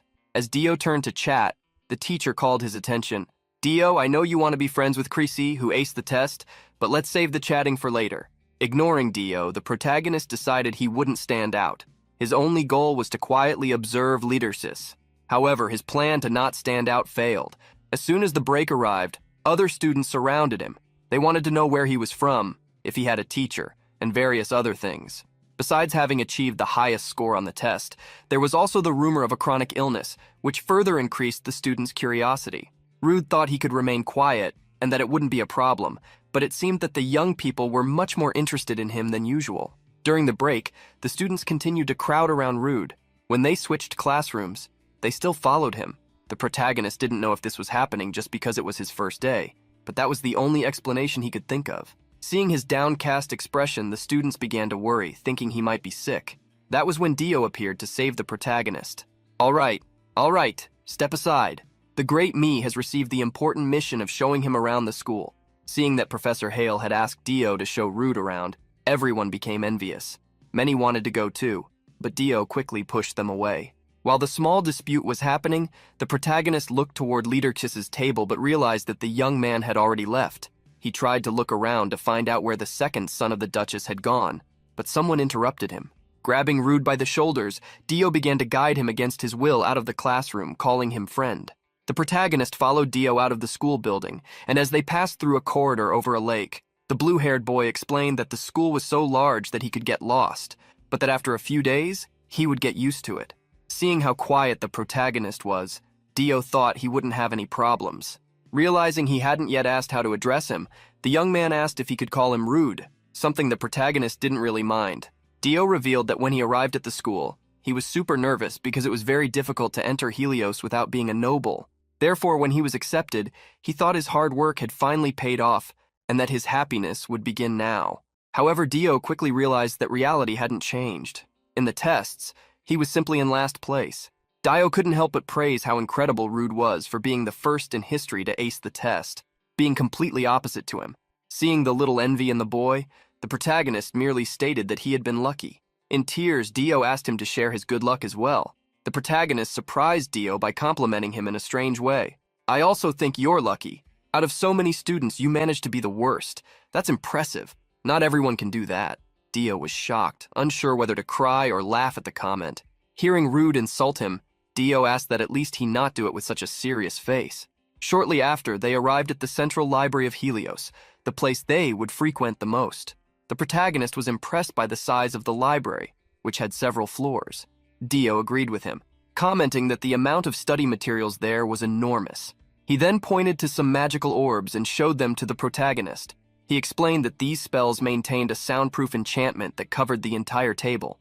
As soon as they sat down, all external noise would be blocked so they could focus on reading, and that was exactly why they could talk normally now. Although Dio asked if the magic wasn't cool, the protagonist could only imagine how expensive it was to keep that spell active. Dio explained that the library had 4 floors, but for now, they could only access the first. The protagonist asked why, and in response, Dio called it the sadness of the lower classes. At that moment, someone from the upper floor raised their voice. "Hey, you there, the awkward guy with blue hair." The duo looked up and saw a young man with long blonde hair, followed by 2 others. Looking at Dio, he asked if the boy was in Professor Hale's class. Scratching his head, Dio confirmed to the senior that yes, he was. Seeing the hooray symbol on the senior's shoulder, the protagonist wondered if he was someone from the higher classes. Leaning in, the blonde young man revealed that he remembered him. Changing the subject, he asked about something else. "In your class. That's where the monster is, right? How is he doing?" Surprised by the question, Dio replied that the mentioned person was doing well. Smiling upon hearing the answer, the senior commented that this was indeed a misfortune. He then said goodbye, allowing them to return to what they were doing before. Dio sighed heavily. His heart almost leapt out of his mouth. The protagonist didn't understand why Dio was so nervous, and asked if it was because he was facing someone from a higher class. Dio couldn't believe Rude's question. "Oh, Rude, you're so naive. You haven't experienced the true hierarchy of society yet?" The protagonist didn't understand what Dio meant. Dio then held the protagonist's shoulders, asking him to listen carefully. "I'm going to tell you something that your blood and flesh need to remember if you want to survive in this treacherous place called Helios." Raising a finger, Dio gave him the first tip. Never go against the superior Hoorays class. Dio explained that these few students were the elite, known in the school for their exceptional talents and abilities. In this group, there were only 20 students in total, but each of them was powerful enough to defeat hundreds of students like them. Within this class, they enjoyed immense privileges and possessed overwhelming abilities. Hearing Dio explain that if they went against the Hoorays, they wouldn't survive academic life, the protagonist wondered if they were just a group of kids who hadn't even awakened their abilities yet. Dio continued rambling, stating that there were over 400 students in the school, but only these few had become Hoorays, and for the others, they were like stars in the sky. Impatient, the protagonist asked Dio to move on to the second rule. To share the second rule, Dio leaned close to Rude's ear. Among them, be especially cautious of Chebel von Hedelion. The protagonist had no idea who this person was, but Dio revealed that this was the blonde guy they had just encountered. Dio explained that it was very risky to deal with this person, so Rude should try his best to stay away from him. It wasn't very common to encounter the Hoorays, but he instructed Rude to act with humility if he did meet them, because besides being highly skilled, they had a certain type of personality. Curious about their personality, the protagonist asked, "Are they terrible?" Quickly, Dio put his arm around Rude's shoulder, laughing loudly to drown out what he had said. Then Dio asked him to speak quietly so that no one would hear. Warning that there was something Rude needed to know, Dio revealed that Chebel von Hedelion was the heir of the prestigious Hedelion Marquis family, and someone particularly famous among the Hoorays. Because of his family's support, even the teachers did not interfere with him. There were rumors that if someone crossed his path, he would torment them until their complete ruin. Those who faced the dark side of Hedelion would have their lives turned into hell. Hearing Dio's warning, the protagonist asked about the monster. Since Rude would find out anyway, Dio told him that this was a classic example of what happened to those targeted by Hedelion. The protagonist was about to ask for details on the subject, but Dio hugged him to take him away. Hey, let's stop talking about boring things. We have more places to go, my friend." Leaving the library, Dio showed the protagonist the fountain in the academy courtyard. Then he took him to some shops and finally to a temple. Showing off the entire academy, Dio didn't stop chattering, telling stories about each place. The tour lasted all day, and soon evening arrived. With the sunset, the protagonist went to collect his luggage. He was already tired. The tour had been so long that he could call it an expedition. He couldn't remember Dio, who had been there for only a month but acted as if he knew everything. He felt that if Dio studied as much as he wasted time, he wouldn't be at the bottom of the class. At that moment, a woman arrived at the seat in front of the protagonist, worried that he had waited too long. Checking the protagonist's name, she informed him that his luggage had just arrived, and now he could use a temporary room until he was assigned one. The protagonist was surprised that his room hadn't been decided yet. The organizer commented that the rule was that everyone, except those from the higher classes, would share a room with another person. But at the moment, there were no vacant rooms for his class, so it would take some time to coordinate everything. She mentioned that this would be resolved in a few days, so he didn't need to worry. But the protagonist had information passed on by the Duchess. Actually, there is a vacant room, isn't there? The woman was surprised, and before her, Rude gave a small smile. Leadersis Dianartien, that guy, I heard he's using a room alone. Getting what he wanted, the protagonist headed straight to the room.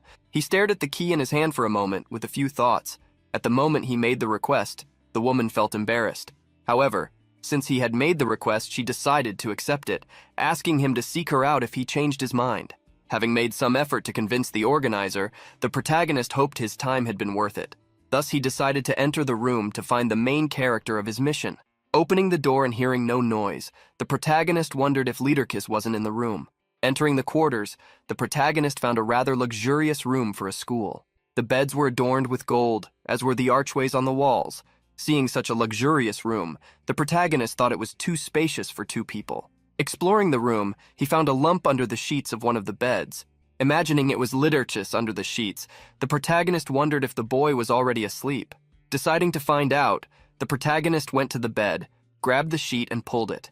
Unlike the young man who had a grim expression during class, Leaderkiss had a peaceful expression while sleeping.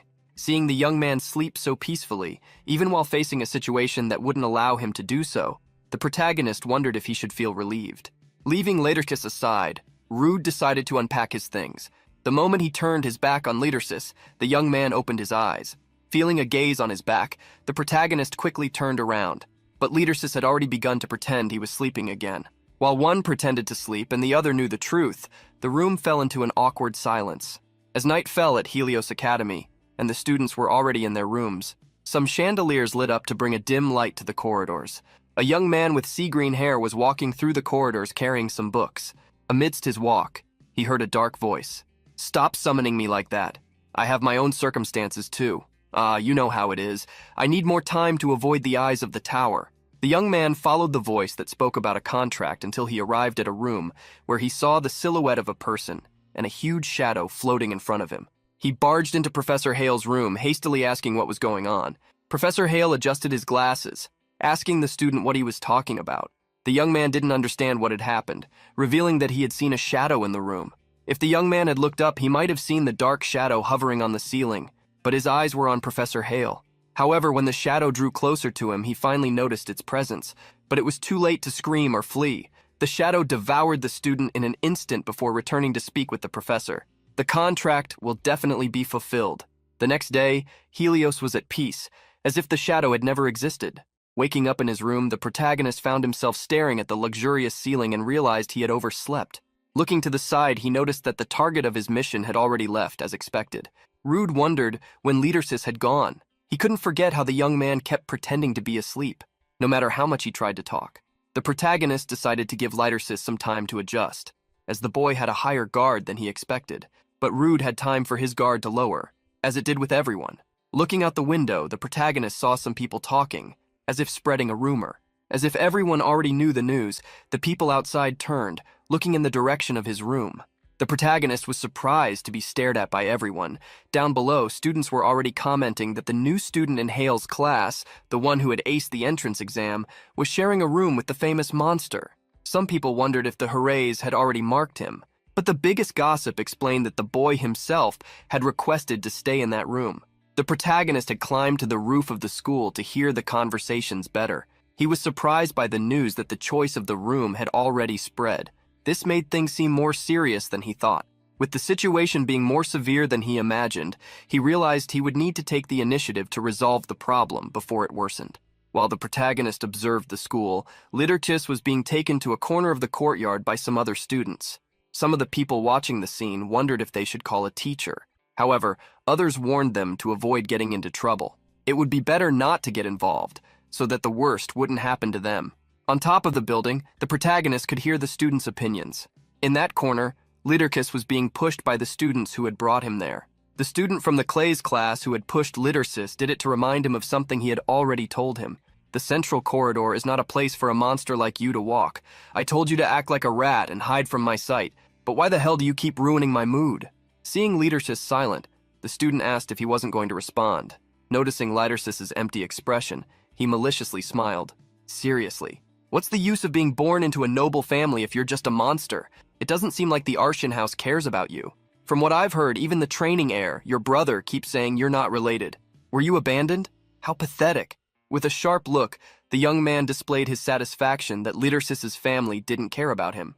Moving forward, he stepped on Lidersis's hand. His partner quickly tried to warn him that they couldn't hurt Liderkis, but the young man didn't care as he was dealing with a monster. Smiling, he wondered when they could step on someone from the Duke's lineage again. However, at that moment, a flying book hit him on the head. With the strong blow, he toppled to the side, unconscious. Seeing their companion unconscious and the book on the ground, his two accomplices asked where that book had come from. The protagonist, on top of the roof, drew their attention, informing them that the book belonged to him. With an expressionless look, he asked if they could return the book. As soon as the duo looked up, the protagonist jumped off the roof. Liderkis lifted his head, surprised to see who had helped him. The protagonist had landed on the guy who had taken his book, knocking him out. Oh, what a pity. I thought I'd land on the ground. The last guy standing desperately asked what the hell he was doing. With a deep voice, the protagonist warned that this wasn't a question he should be asking. Seeing Amir Eden belittling him, the last guy standing attacked Rude to make him shut up. However, Rude caught the punch coming his way by the wrist. The young man, being stopped so easily, didn't understand what kind of power that was. Slowly, the protagonist began to tighten his grip on his wrist even more. Fearful, the young man saw the boy in front of him open his mouth. You attacked me first, didn't you? The next scene shocked everyone, including Lidersis. Rude punched that guy, making him fall to the ground unconscious. In an instant, the protagonist had taken down the three guys who were bullying Lidersis. The protagonist couldn't believe that even with a light punch, the guy had turned out to be weaker than he thought. He then looked in the direction of Lidersis, who quickly tried to flee. However, seeing Lidersis attempting to escape, the protagonist called out to him. Pausing for a moment, Lidersis gave him a dark warning. Don't come near me. You shouldn't. As soon as he gave the warning, Lidersis fled quickly. The people who had witnessed the scene and how Lidersis was escaping looked in the direction of the alley. Two girls quickly entered the alley, and seeing the three fallen on the ground, they checked if they were okay. Hiding behind a pillar, the protagonist observed the scene. As always, the students were scattered around the outdoor courtyard, and as was common, the gossip was spreading. The protagonist noted the reactions, clearly different from the previous day. Being followed by Dio, the protagonist wondered where Liderkis had gone, questioning whether he should follow him. Lassoing Rude's neck with his arm, Dio pulled him away to a corner. The blue-haired young man took the protagonist to a storage room, locking the door to talk. Rude, are you sharing a room with that with Artyom? Is that true? Not caring, the protagonist confirmed that it was. Dio put his hand to his head, blaming himself for not explaining things correctly to Rude the day before. Immediately, Dio asked Rude to change rooms. Seeing the young man ask why, Dio became desperate. Why are you asking why? For the sake of your peaceful school life. You don't seem to understand the situation you're in, so listen carefully. Dio reminded Rude that he had said that if he got involved with the wrong people, his life would become a hell. And the monster that Chebel had mentioned was none other than the second son of Artyom. The protagonist's expression showed that he didn't care, as did his suggestion for Dio to continue talking. Thinking that Rude still hadn't understood, Dio asserted that Lidersis was already completely in Chebel's sights. Because of this, everyone avoided him, calling him a monster, even with his identity. Hearing everything, the protagonist's expression didn't change. Yes, I understand. Clearly the leader is Chebel von Hedelion. But what about you? Do you think it's justified that under someone's leadership, Liderkis is called a monster and ignored by everyone? While Rude was talking to Dio, the two didn't know that the subject of their conversation was hiding in a corner of that storage room, listening to the conversation. Hearing Rude's question, the young man was left speechless. He looked away, confirming that the way they treated the boy was unfair. The protagonist placed a hand on Dio's shoulder, showing a bright smile. "I agree with that too." With the brief comment, the smile on the protagonist's face gave way to a serious look as he turned in a certain direction, the place where the suffering boy was hiding. "And you? What do you think, Leadersis?" Dio was surprised, not understanding who Rude was talking to. However, when Leaderkiss stood up, emerging from behind the boxes, he finally understood. Incredulous to see the young man there, Dio hid behind Rude. "How long have you been there?" Without answering, Leadersis did not walk towards the two, but rather towards the warehouse door. However, Rude tried to stop him. What actually stopped him, though, was the box he tripped over, distracted by his nerves. The protagonist tried to call out to Leaderkiss once more, but Dio quickly covered his mouth, whispering in his ear, "What are you doing calling for him? Nothing will change, right? And you could end up like him." Despite Dio's whisper, Leadersis clearly heard what he said. Not wanting those people to get involved with him, the boy continued on his way. However, before he could leave, someone grabbed him by the shirt. The protagonist prevented him from leaving, displaying a smile that contrasted with Dio's surprise. "Leadersis, I think we need to talk." Leadersis stood still for a moment. After a few seconds, he rejected the offer. He freed himself from Rude and left. Left behind, Rude began to get irritated, not understanding why that boy wouldn't accept his help. Dio ran towards the protagonist, asking what he intended to talk about with Leadersis. The protagonist made the excuse that they were in the same room, which caused Dio to panic. "Go change rooms now. Didn't you notice the reaction just now? Even young Master Artian wouldn't like that." The protagonist didn't care what others thought, as he was on a mission. Now he wanted to understand why Leaderkiss was specifically being called a monster and what had happened in the last month. He wanted to know why the whole school referred to that boy in such a way. In the hallways where Leaderkiss passed, the students looked at him out of the corners of their eyes. No one understood why he still attended school. Many wouldn't be able to stay there if they were in his place. In the end, everyone felt a bad aura around Leaderkiss and treated him as the senior treated him, like a monster. Even in silence, those words tormented his mind. He remembered the past, the cries of a boy, and the loss of a young girl. He could still see the two together at the moment of farewell, as well as the judging looks directed at him for having been responsible for that. Even in the hallway, with such memories haunting him, Leaderkiss returned to reality. In the storage room, Dio decided to answer Rude's question. "The reason they're calling him a monster is that, well, I don't know." With a small laugh, he shrugged. Seeing how useless he was, the protagonist decided to leave him behind. But before Rude could go, Dio interrupted him. "I don't know the exact details, so it's not much." Dio scratched his cheek, remembering that at first it was nothing much. But after a certain incident, everyone started calling Leaderkiss a monster. The protagonist looked at the boy, asking what incident he was referring to. Dio had heard some rumors. Not long after arriving at Helios, a large number of Eden students had gathered in the library to study. And on that day, an incident involving Artian occurred. The protagonist became even more interested upon discovering that an incident had taken place and focused on listening to the story as Dio enthusiastically recounted. On that day, he transformed into a terrible monster. There are stories that he had 3 eyes and dense fur. He also had 8 arms. Doesn't that sound intriguing? Hearing the story up to that point, Rude almost rolled his eyes, threatening Dio to stop with his jokes. Fearing being hit, Dio tried to explain himself, saying that he had only heard those rumors, but he wasn't sure, as he wasn't there that day.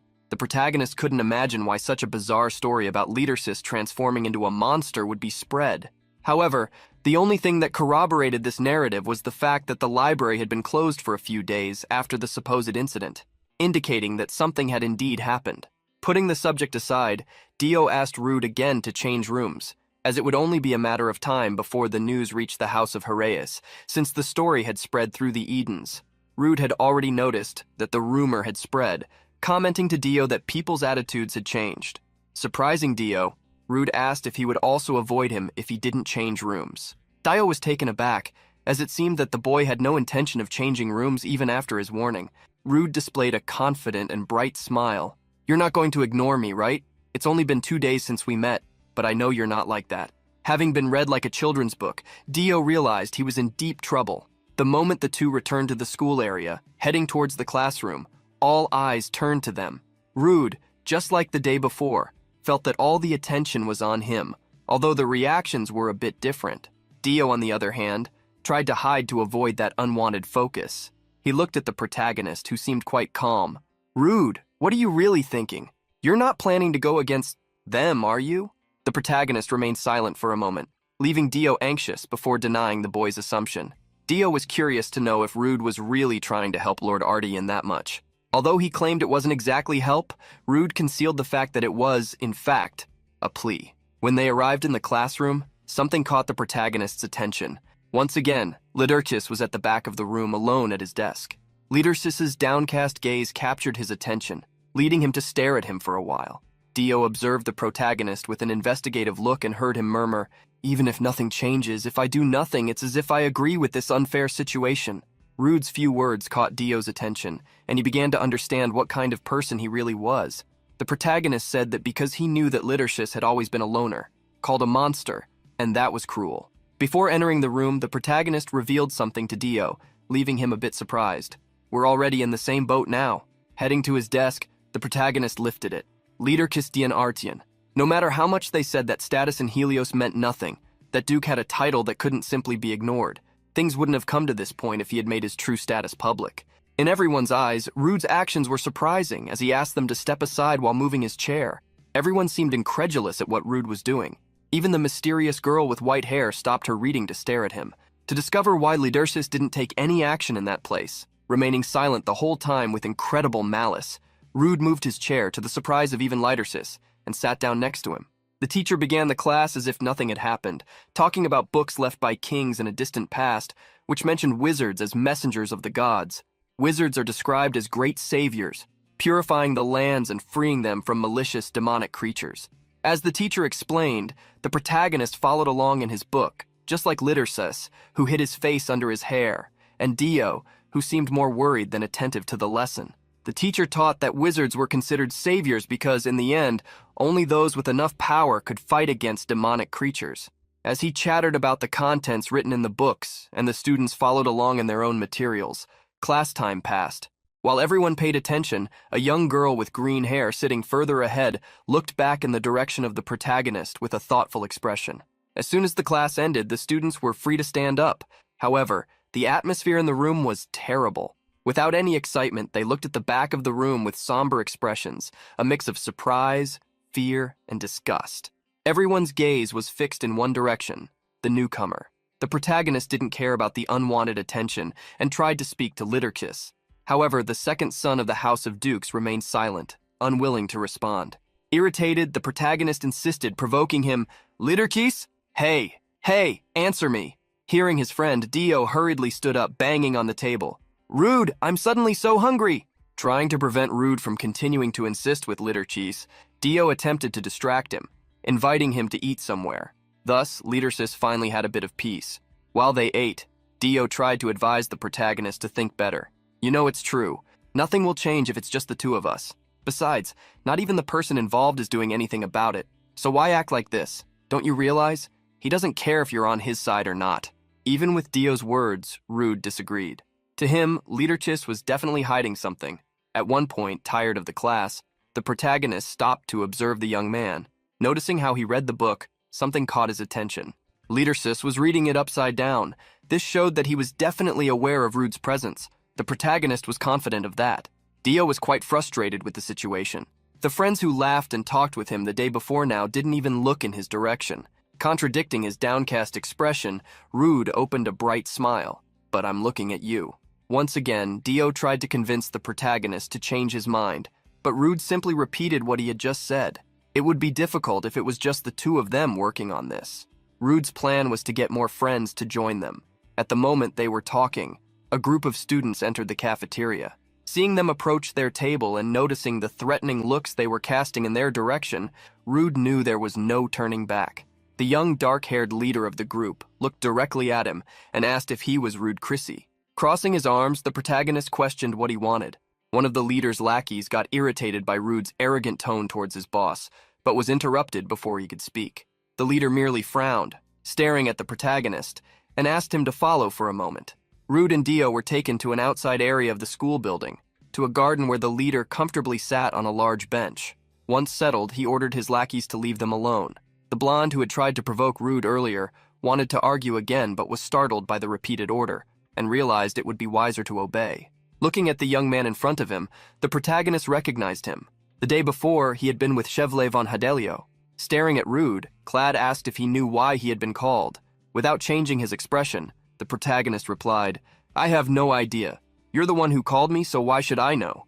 Hearing the provocation, Dio hid behind Rude, while Clad's expression darkened. Clad rubbed his forehead to dissipate his anger, but his threatening gaze remained. "A newcomer who arrived late.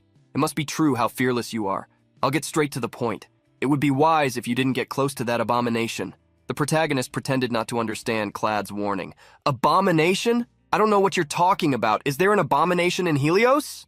Clad let out a small, mocking laugh at Rude's provocation, something he clearly disliked. Still, he was curious. Is it out of a misguided sense of compassion, or are you just playing the friend to satisfy yourself? Whatever it is, you better stop. There's always a causality for every outcome. Everything happens for a reason. Don't try to act like you know something when you don't. Stay out of business with the monster. If you get close, it will be you who faces the consequences. Hearing Clad's words, the protagonist asked if he was giving him advice. However, he stood up to face Rude with a threatening look. "Advice? No, this is a warning." As the evening approached, Rude and Dio gathered in an isolated courtyard.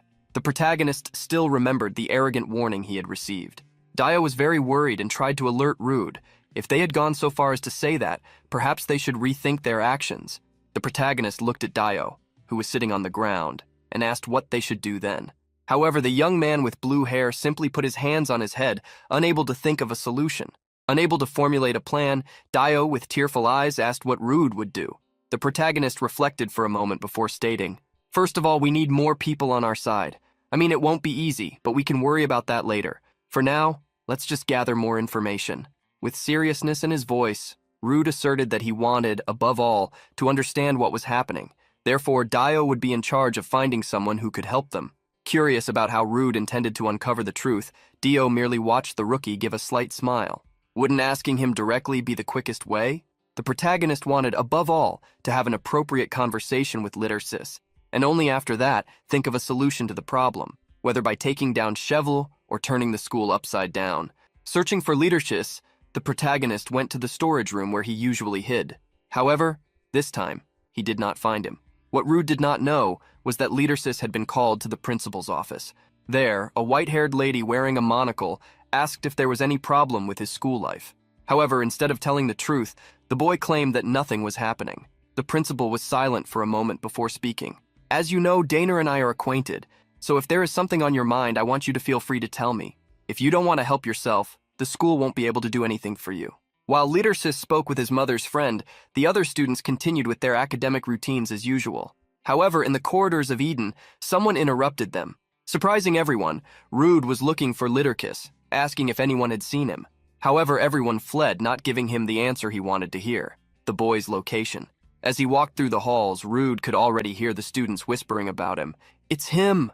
Why is he looking for the abomination? Don't make eye contact with him." The protagonist was already struggling to start conversations with the other students, but at that moment, a girl approached. "If you are referring to the monster, I think he went to the storage room on the west side." The protagonist looked back and saw the girl with white hair take the initiative to say that Littersis was carrying a magical box with him.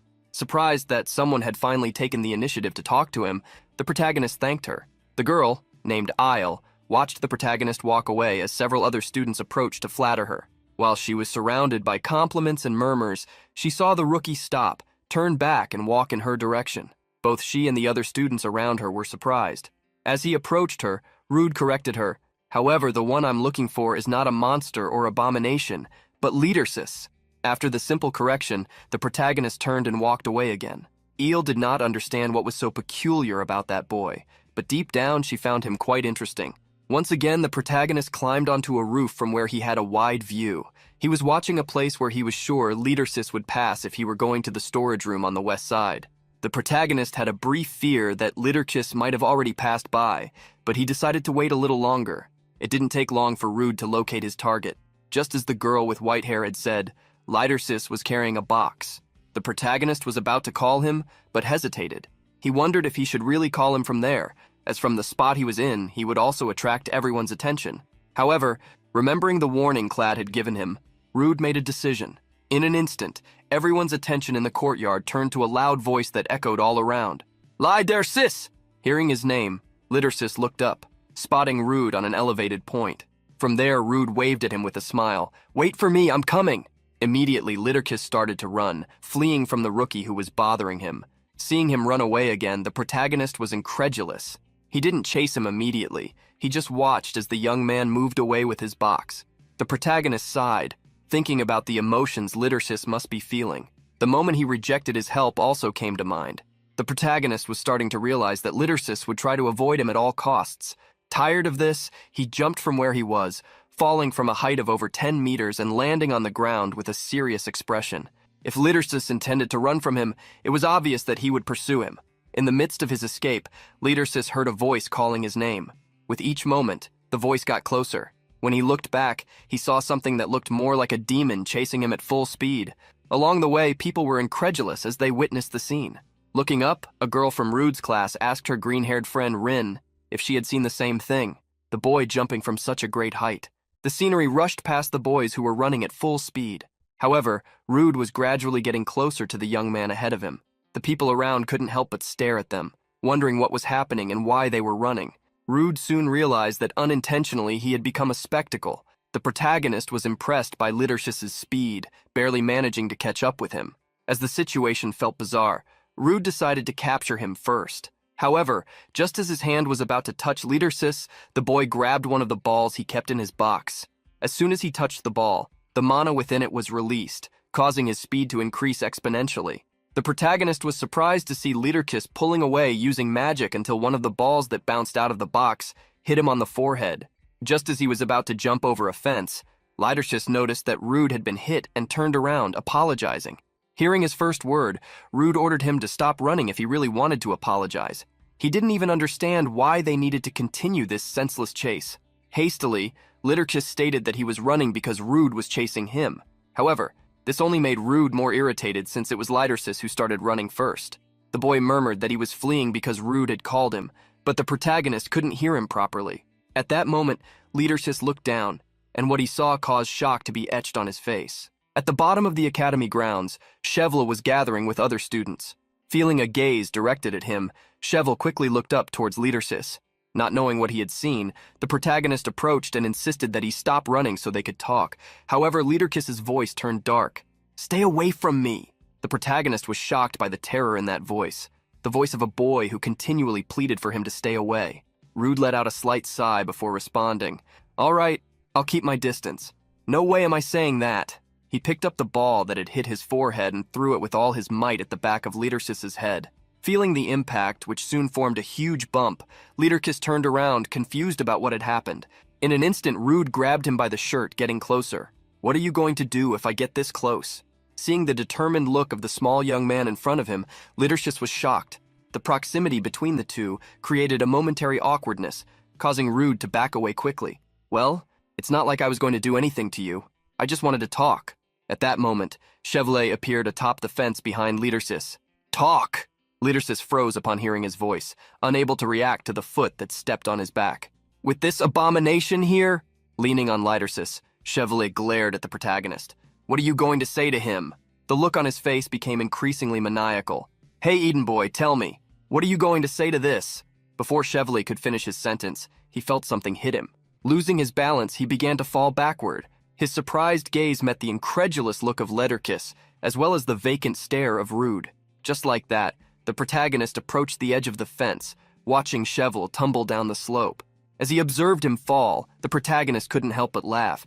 "Ha ha ha ha! He certainly has a bad habit. Look, he managed to land well." Incredulous, Liderkis dropped his box, scattering all the balls across the ground. Rude was about to call Liderkis to go somewhere else when a hand grabbed his head. Chevrolet, climbing back up onto the fence, looked at the protagonist with a fiercely cruel gaze. "You don't value your life, Eden child?" In response to Chevrolet's question, the protagonist looked at him without any emotion. "No, I want to live, and please take your hands off me." The fact that the boy showed no fear only irritated Chevrolet further. "You brat, do you know who you're talking to, acting like this with me?"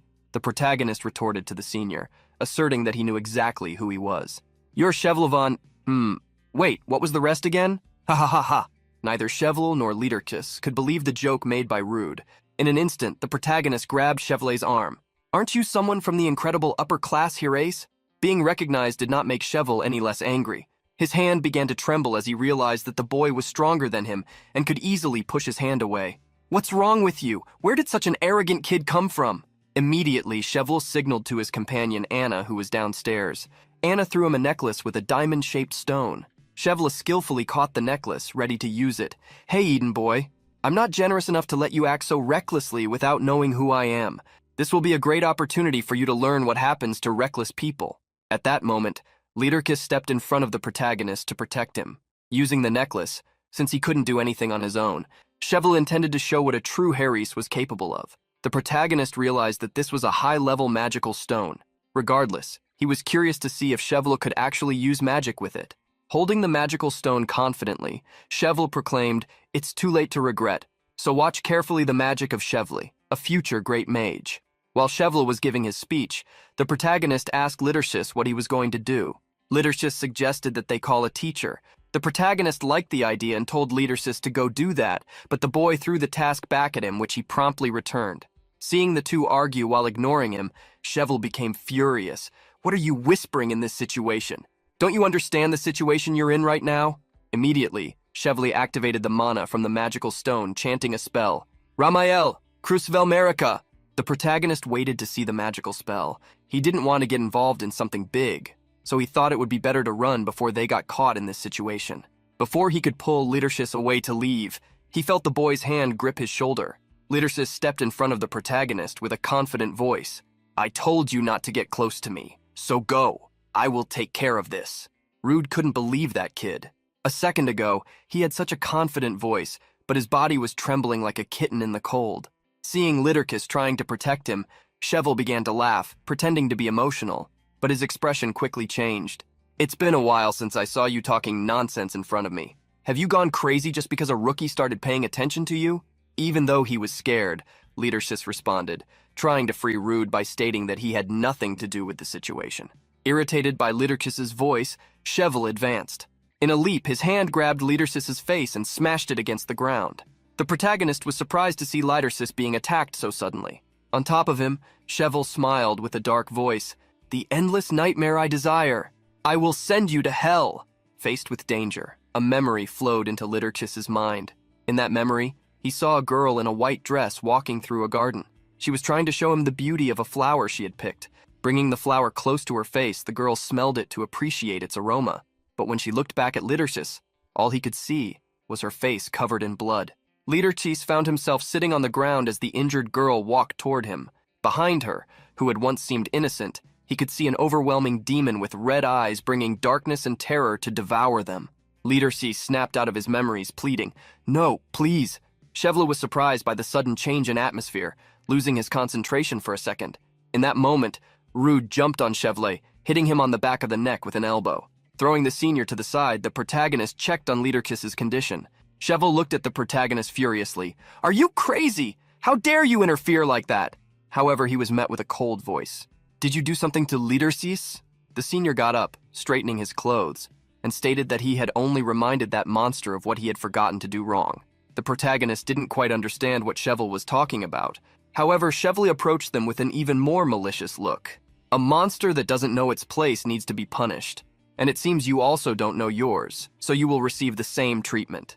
Having knocked down Liederkes, Cheval faced Rude maliciously. "A monster who doesn't know its place needs to be punished, and it seems you don't know yours either, so you'll get the same treatment." With a superior air, he questioned, "Do you happen to have a memory you don't want to remember? Or a fear you've never overcome? Because I can show you something even worse." Hearing Cheval's words, Rude wondered if the young man was using illusion magic. This meant the truth behind the story about Liederkes turning into a monster in the library might have been caused by that. Seeing Rude silent, Cheval grew even more arrogant, but with a cold look, the protagonist wondered if he should finish him off.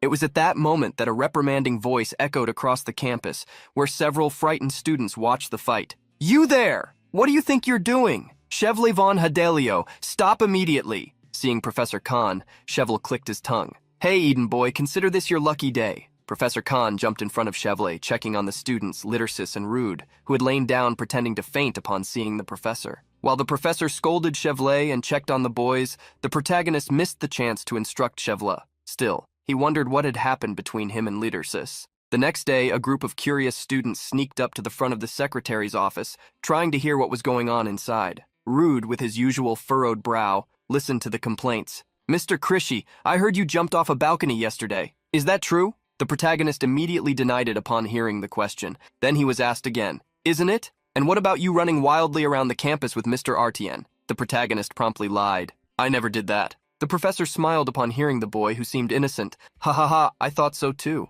The young people watching the interrogation didn't believe the professor had been fooled so easily. The professor knew Rude's situation. He had started studying at the school a month after classes began because of his illness, and he shouldn't be able to run with his body in such a weakened state. Rude was incredulous at the excuse the professor himself had made. He had even forgotten about that disguise. The professor asked Rude to be careful. "You'll be in trouble if you get worse right after your condition improved. Also, if you get involved the wrong way with a senior while you're still in Eden, your school life will be affected." The protagonist understood the professor's words. Leaving the room, he felt upset that he still hadn't managed to have a proper conversation with Liderchis again. As the protagonist walked down the corridor, Dio ran toward him. Colliding with him, he was startled. "Rude!" Dio grabbed the protagonist's shoulders. "What happened? Is it true that you got involved with Chevalier?" The protagonist nodded. It was true that they had met. Startled, Dio asked if the rumors spread around the school were true. Fearing new gossip, the protagonist asked what exactly he was talking about. Worried, Dio revealed, "They say you got beaten by Chevalier while playing excitedly with Lord Artian." Dio promptly checked if Rude was okay, if he had hurt himself anywhere. The protagonist lowered his head and answered, "I'm fine," unlike Lidershis. A terrible atmosphere settled among the boys. Falling into a void of fear, Dio asked if Lidersis was still alive. The protagonist couldn't believe Dio's question. "Of course he's alive. Do you think the school would be so calm if he weren't?" Dio was startled by the look Rude showed. The protagonist changed the subject, warning that they needed to go. The blue-haired boy was confused and asked where they were going. The answer was brief. "Let's check on Liderkis." The pair went straight to the storage room. Since Lidersis had already left the infirmary and Rude had already gone to class, that was the only place left. Worried, Dio asked if they shouldn't wait in the classroom. The blue-haired boy looked around, showing there was no one in the storage room. However, upon hearing a noise, he was startled. Walking towards some boxes, they realized Lidersis really was there. Dio hid behind Rude, who walked up to Lidersis. "What are you doing here? Looking for something?" Lidersis remained silent, ignoring the teasing. However, Rude didn't want to miss the chance to talk. Bending down beside Lidersis, the protagonist offered the young man a candy. Sitting on one of the boxes, Rude tried to cheer him up. "Forget the rumors that you turned into a monster and tell me why Cheval calls you that." Liderchis lowered his head, murmuring, "Don't meddle in other people's business. How others call me has nothing to do with you, so leave me alone. Stop caring about me and don't come near me. Stop paying attention to me." The protagonist was surprised by Liderchis's exaggerated reaction. Just like Dio, who didn't know what to say to improve the situation. The protagonist stood up, questioning if Liderchis planned to keep living while others called him a monster. Head down, Liderchis confirmed, "Yes, I really am a monster after all." Seeing the sadness in Liderchis's body language, the protagonist extended his hand to him. Lidercis accepted a candy while Rude encouraged him. "It's okay. If no one wants to tell me, I just need to ask Chevalier von Hadelio directly." Liderchis, stunned, looked at Rude, who smiled, showing he wasn't lying. "Because I want to know why he calls you a monster. That's my personal curiosity, so you shouldn't interfere." Lidercis was shocked to have his own words used against him. At dusk, in the seniors' building, Chevalier heard the information he had asked to be checked. His name is Rude Krishy. He started attending classes a month later than usual because of an illness. They say he has had a fragile body since childhood. Chevalier, recalling how vivid the boy he met was, couldn't believe it. The young woman in front of him, holding a sheet of information, stated that Rude seemed to be using the same room as the monster. Moreover, the student who walked with him was Dio Varus, from the same class. Lastly, the most notable fact the girl discovered was that Rude was the first person to get a perfect score on the entrance exam. Cheval openly mocked, "I wondered why he acted that way, but it's because he did well on a simple test?" Frowning, the young woman asked Cheval what they should do. For Cheval, what they should do was simple: make him crawl back to where he belonged. While Chevalier revealed his evil plans, an imperceptible dark energy overflowed from a monostone necklace lying on the table. That energy was carried by the wind, drifting away from the building. When it reached a bush, it took on a human form, spying on the pair before disappearing. Leaning against a barricade, a young woman with purple hair sighed as she remembered what she had seen. However, the voice of an excited girl woke her up. "Tessie! Tessie! Look!" The man sitting at the tea table with the girl reprimanded her. "Princess, you shouldn't play with your food!" Irritated, the girl argued, Ram, I already told you not to call me princess here. But Ram replied, Princess, you calling the knight Tessiana Tessie isn't appropriate either. But the girl, who had already stacked her cookies, didn't want to stop calling Tessie Tessie. Picking up one of the cookies, Tessiana herself corrected her. Princess, here I'm not Tessie, but Professor Raoul. That night, the protagonist received a call on his transmission crystal. The person on the other side wanted to know how school life was going, if he had made any friends. The protagonist corrected his master, reminding him he wasn't there to make friends. Our client made a request, but I don't think Leaderkiss wants to be helped. He told me to stop paying attention to him. He hates himself. I don't think there's anything I can do. Hearing about the work, Ophion's master changed the subject. Have you made any friends? The protagonist wanted to hang up, but the master quickly stopped him, returning to the topic he really wanted to discuss. So what do you think? Do you believe that child really doesn't want help? Although he didn't know what others thought, Rude could see something strange. It's like they were all hypnotized together. They call Leaderkiss a monster and ignore him. I think Chevalier von Hadelio made this happen.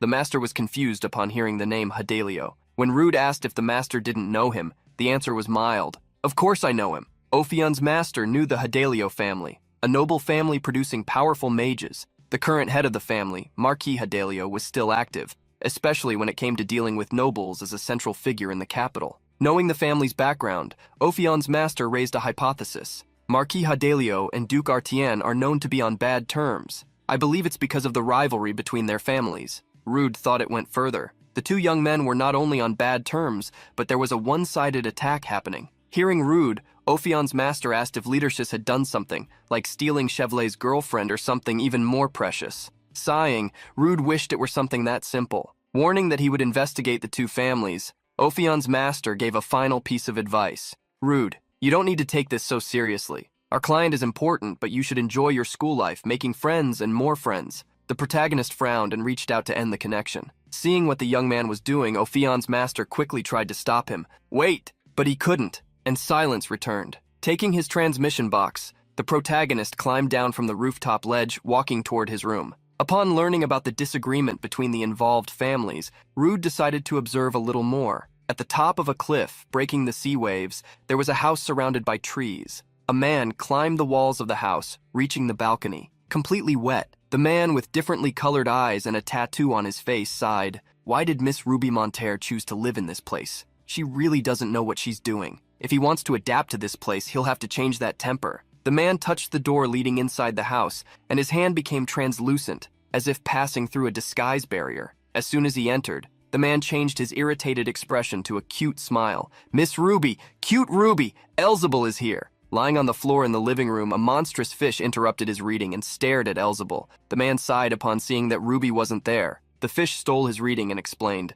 Miss Ruby Monterre stepped out for a moment. Surprised, Elzebul commented, Seems the human kingdom is livelier than I thought. Curious, the fish asked if the man had swum here. Elzebul confirmed and said that on the way, he saw others like the fish. The monster got furious being compared to sea creatures, pushing Elzebul away, complaining about the fish smell. Changing the subject, Elzebul sat on a nearby chair. But why do you look like that? Didn't Miss Ruby say you should keep your human form to get used to it? The fish snorted. I used the human form, but it's very annoying. Seeing how the monster was stuck in that room, Elzebul understood why he was irritated and advised him, You're in the human world. You should enjoy it while you're here. The fish reminded Elzebul he wasn't here to play. A dark look appeared in Elzebul's eyes. He stood up quickly and pulled the fish's tail. Dragging him to the window, he declared, As a colleague, I can't let you be upset. I'll help you forget your frustration. Like a broken kite, the big fish was thrown without resistance toward the sea. Creating a big wave, he fell into the waters. Elzebul laughed excitedly.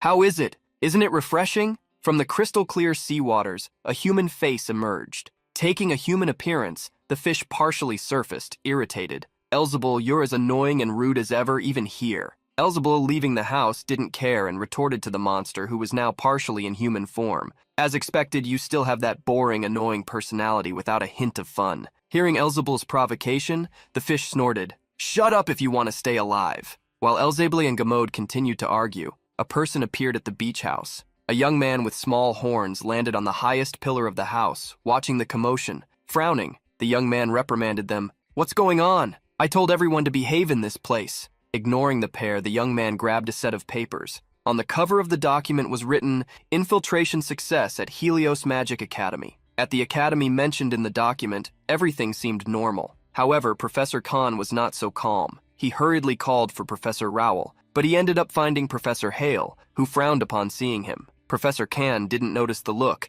and asked if he had seen Rowell. Upon hearing from Hale that he hadn't seen her, Can scratched his neck, wondering where she might be. Walking toward him, Can observed what Hale was doing. On the floor, there were numerous enchantments in a vast area, leaving Can impressed. This is the teleportation circle that will be used for Eden's training field. It looks very complicated. Is this your work, Professor Hale? Hale confirmed the platform's authorship. Looking around, Professor Khan commented that he had heard they would connect to the tower this time. The circle, with a magic stone at its center and several symbols around, looked amazing for its function. Hale smiled, satisfied with his work. Still, being the first field training of the year, we need to prepare properly, don't you think? We must ensure no accidents happen. Professor Khan was impressed with Hale, the master of the teleportation circles. You're amazing. At the same time, a young man threw a notebook onto the table. In front of him was Rude, silent. Curious, the protagonist asked Dio what it was. Dio bragged, "What do you think it is? These are precious pieces of information I gathered with all my power." Seeing that it was a small book,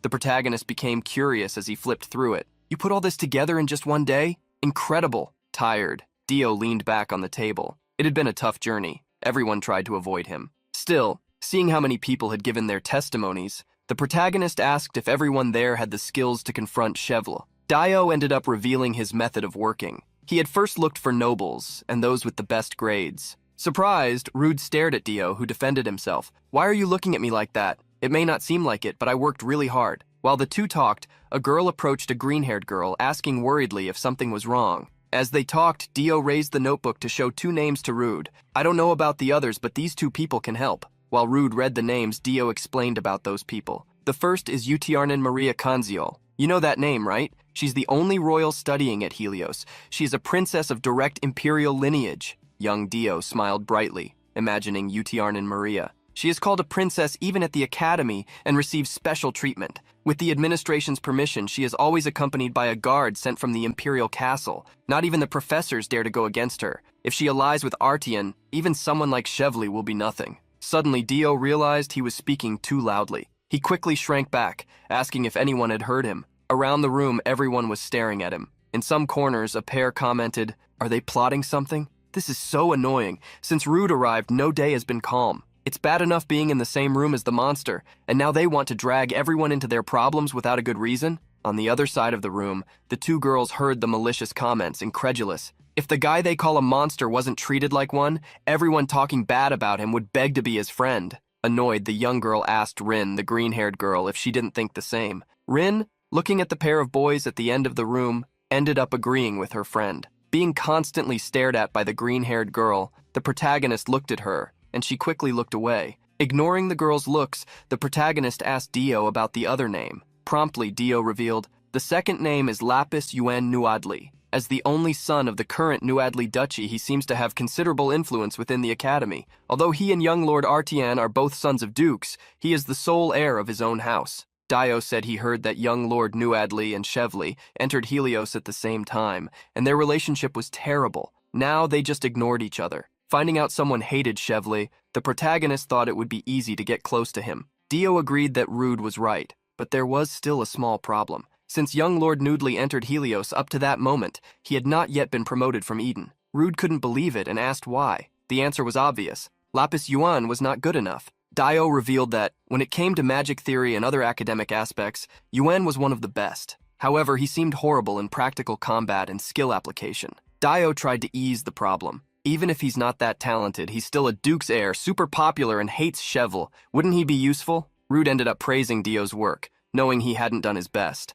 To be honest, I wanted to find someone decent among the hairy students like Chevle, but they are in a completely separate area. It's hard even to see them. There's no way to know where they are or what they're doing. While Dio claimed these 2 people could help, 2 different figures entered the room. The pair of students knocked on the board, drawing everyone's attention. The students were surprised to see students from Clad and wondered why they were there. In front of the board, Clad revealed the reason. "I came to deliver a message from Professor Uvinos, who was supposed to teach you at this time. Instead of the regular class, you should go to the large lecture hall to the east to prepare for practical training. So I would like everyone to start moving now." Seeing the student feign humility, the protagonist looked around. Everyone seemed suspicious of the practical training. Looking for Littersis, he wondered where the boy was. Outside the building, a bucket of water was thrown on Leadersis, who had fallen to the ground. The group in front of him mocked. "The wet rat look suits you very well, abominable young lord. Are you aware now? We're teaching you in case you mess up. Your situation won't change just because two idiots are by your side."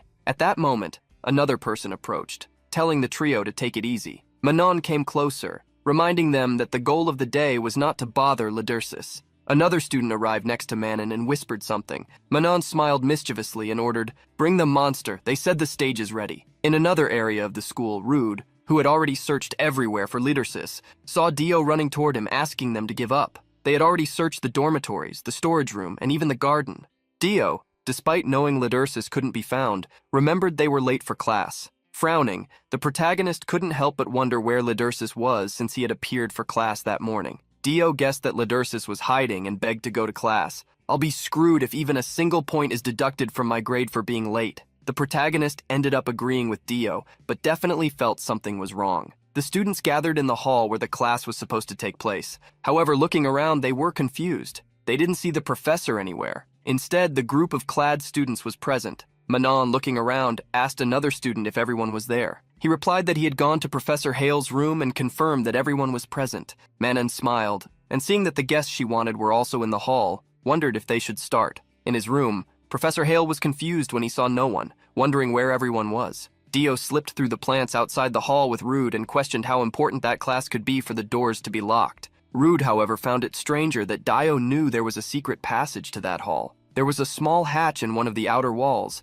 but they would have to crawl through it. Inside the hall, two students under Manon's command were pushing some carts. Manon took one of the spheres from a cart and explained what the students were going to do. Before students officially become mages, they cannot use magic without a mana stone or sphere. So the first thing they are taught is how to activate the internal mana of these spheres. Manifesting mana is the most basic, but also the most important. Today, as preparation for the exercise, we will present a special class to test your mana manifestation skills. Confused, one of the students raised his hand and asked if the professor was aware of this. Manon frowned, and quickly the students in his group surrounded the young man. In moments, the rest of the class saw that student disappear, swallowed by the group of seniors. After getting rid of the nuisance, Manon asked if anyone else had something to say. Everyone immediately covered their mouths and forced themselves to remain silent. This pleased him, but there was still one more explanation. The mana sphere was made for tests, so it cannot be used for anything other than demonstration magic. When you manifest mana in it, the sphere changes color according to your skill and intensity. In short, the better you use it, the brighter the color. However, you Edens will only be able to cause small changes, so you will be judged by the strength behind the sphere. At that moment, the target was brought to the center of the hall with the Leadersis tied to it.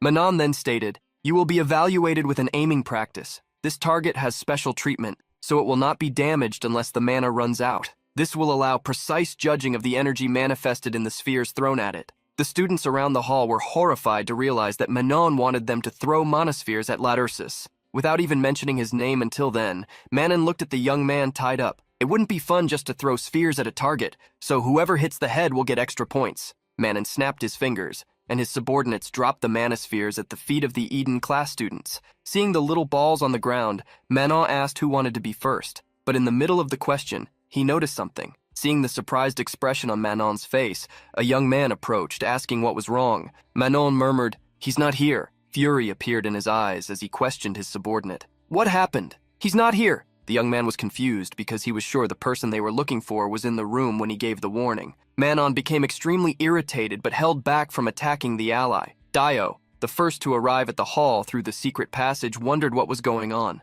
Seeing the students on the stage, he quickly pushed Rude, telling him to go back. Realizing something was wrong, he said they needed to call a professor. Frowning, the protagonist looked at the hall. Manon, still furious, was asked by his subordinate what they should do. Since they had already gone too far, Manon ordered to proceed with the plan. He frowned because he had created that situation without informing Cheval, and now things were getting out of control. Some students began to pick up the monospheres. Soon, Manon's subordinate walked to the front of the stage. "Is anyone brave enough to be first? If there are no volunteers, I will have to choose someone." Quickly, he pointed to a visibly scared girl, ordering her to pick up a monosphere. With a hesitant look, the girl refused. "I can't do this." Hearing her, the student asked, "You can't? Then would it be okay if we swapped the target for you?" Terrified by the idea, the girl looked around for help, but everyone looked away. With no other choice, she took one of the spheres, trembling. The senior smiled, satisfied with her submission, and asked if she knew what to do. Observing the sphere, he saw no significant change in its color. Satisfied, he instructed,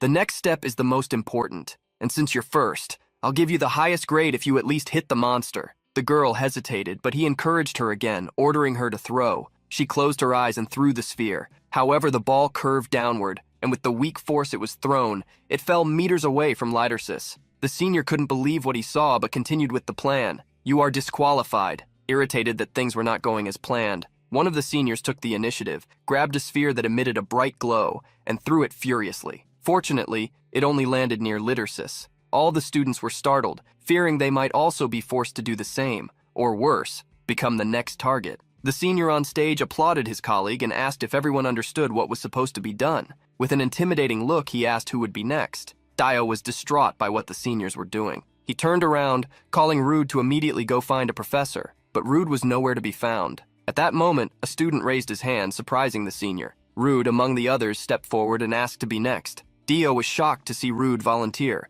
as well as the seniors, and even Lidersis himself. With a smile on his face, the protagonist didn't care about the panicked looks. Everyone was confused to see Rude. Even Manon frowned. It was impossible for anyone to stop looking at Rude, knowing how close he tried to be to Lidersis. Even as they wondered what Rude planned to do, one of the seniors asked him to try. The protagonist took one of the spheres and passed through the other students. While the senior explained about hitting the monster, he was surprised. Looking to the side, he saw a huge hole in the stone target. Everyone in the hall was extremely shocked. Even Dio, who was hiding, was left speechless. Looking to the side, Lidersis could see the hole created in the target, just a few centimeters from him. Sighing, upset for having missed, the protagonist crouched down. Manon was still in shock from what he had witnessed. Lidersis, who had gotten a little dizzy from the impact, recovered. At that moment, the protagonist took another mana sphere and asked, "Too bad I missed. Can I try once more? This time I'll hit the right target." A powerful mana flowed into the sphere, which, originally dark green, became almost white. To Rude's surprise, the sphere began to crack. Before everyone's eyes, it broke apart, crumbling in the young man's hand. Laughing and commenting that the sphere was defective, the protagonist took another one. Seeing that, Lidersis realized that if he were hit, it would be the end for him. The senior tried to stop Rude, but the protagonist walked to the front of the group, saying to Lidersis, "Hey, I'm serious. If you don't want to be hit, then dodge." The sphere flew at a terrifying speed toward the stage. Everyone was terrified to see the powerful attack. Lidersis gritted his teeth, waiting for the impact, which soon came. The ball hit the target, but not Lidersis. Instead, the senior beside him. Lidersis looked to the side and, startled, saw the senior faint. While the senior's forehead was still steaming, the protagonist apologized. "Oh, looks like I missed the target." Seeing the fallen senior, the protagonist teased with a look that made it clear he didn't care. "Why were you just standing there? How boring." Dio, still surprised, watched the scene and commented, "Amazing. I knew he wasn't an ordinary kid." Everyone in the hall was incredulous, wondering who Rude Chrissy was, the young man who had challenged the seniors. Manon couldn't understand what was happening. The sphere thrown by Rude had passed through the target, while the ones he himself threw barely left a scratch. Above all, the color of Rude's magic sphere was the closest to perfection. He couldn't understand how an Eden had manifested such a color. To him, the only explanation was that Rude had used some trick. Otherwise, there was no way to comprehend who that boy named Rude really was. Ignoring the shocked looks, the protagonist adjusted his dirty clothes, complaining, "How annoying! The target is broken and no longer in the center." Walking toward the seniors, he asked, "How about we get a new target?" Everyone was confused by Rude's words, who looked around and suggested, "How about we choose the one who made that unpleasant demonstration, or those who only attack in groups?" While looking around, the protagonist took a monosphere and stared at Manon. "How about we choose the person who suggested this special class and picked the target? I think that would be quite interesting, right?" Manon gritted his teeth upon hearing Rude's suggestion. Furious, he began shouting, "All right then, I'll choose a new target and it will be you, Rude Creasy." While pointing at Rude, Manon ordered furiously, "Everyone get that bastard!" Dio, who had been hiding until that moment, realized he could no longer stay still. He quickly stood up to do something. However, before Dio could take a single step, someone grabbed him by the collar. Looking back, Dio faced a knight with blue hair and intense sea-colored eyes. He instantly recognized that woman. Professor Rowell. Dio was extremely relieved to see Rowell. "Professor, those clads!" But Rowell quickly told him to be quiet. The professor walked past Dio, who was surprised to see her hiding. "Professor, what are you doing?" The professor's answer was brief. "I'm watching." Dio was shocked. He tried to argue with her, but a hand covered his mouth, forcing him to stay silent. While trying to protest, Roll grabbed him and started observing what was happening. The senior who had made the demonstration was hit by a mana sphere before he could defend himself. Within seconds, he also fainted. Rude had hit his second target as if it was nothing. The seniors quickly surrounded him. To stop him from grabbing more mana spheres, they tried to hold his arms.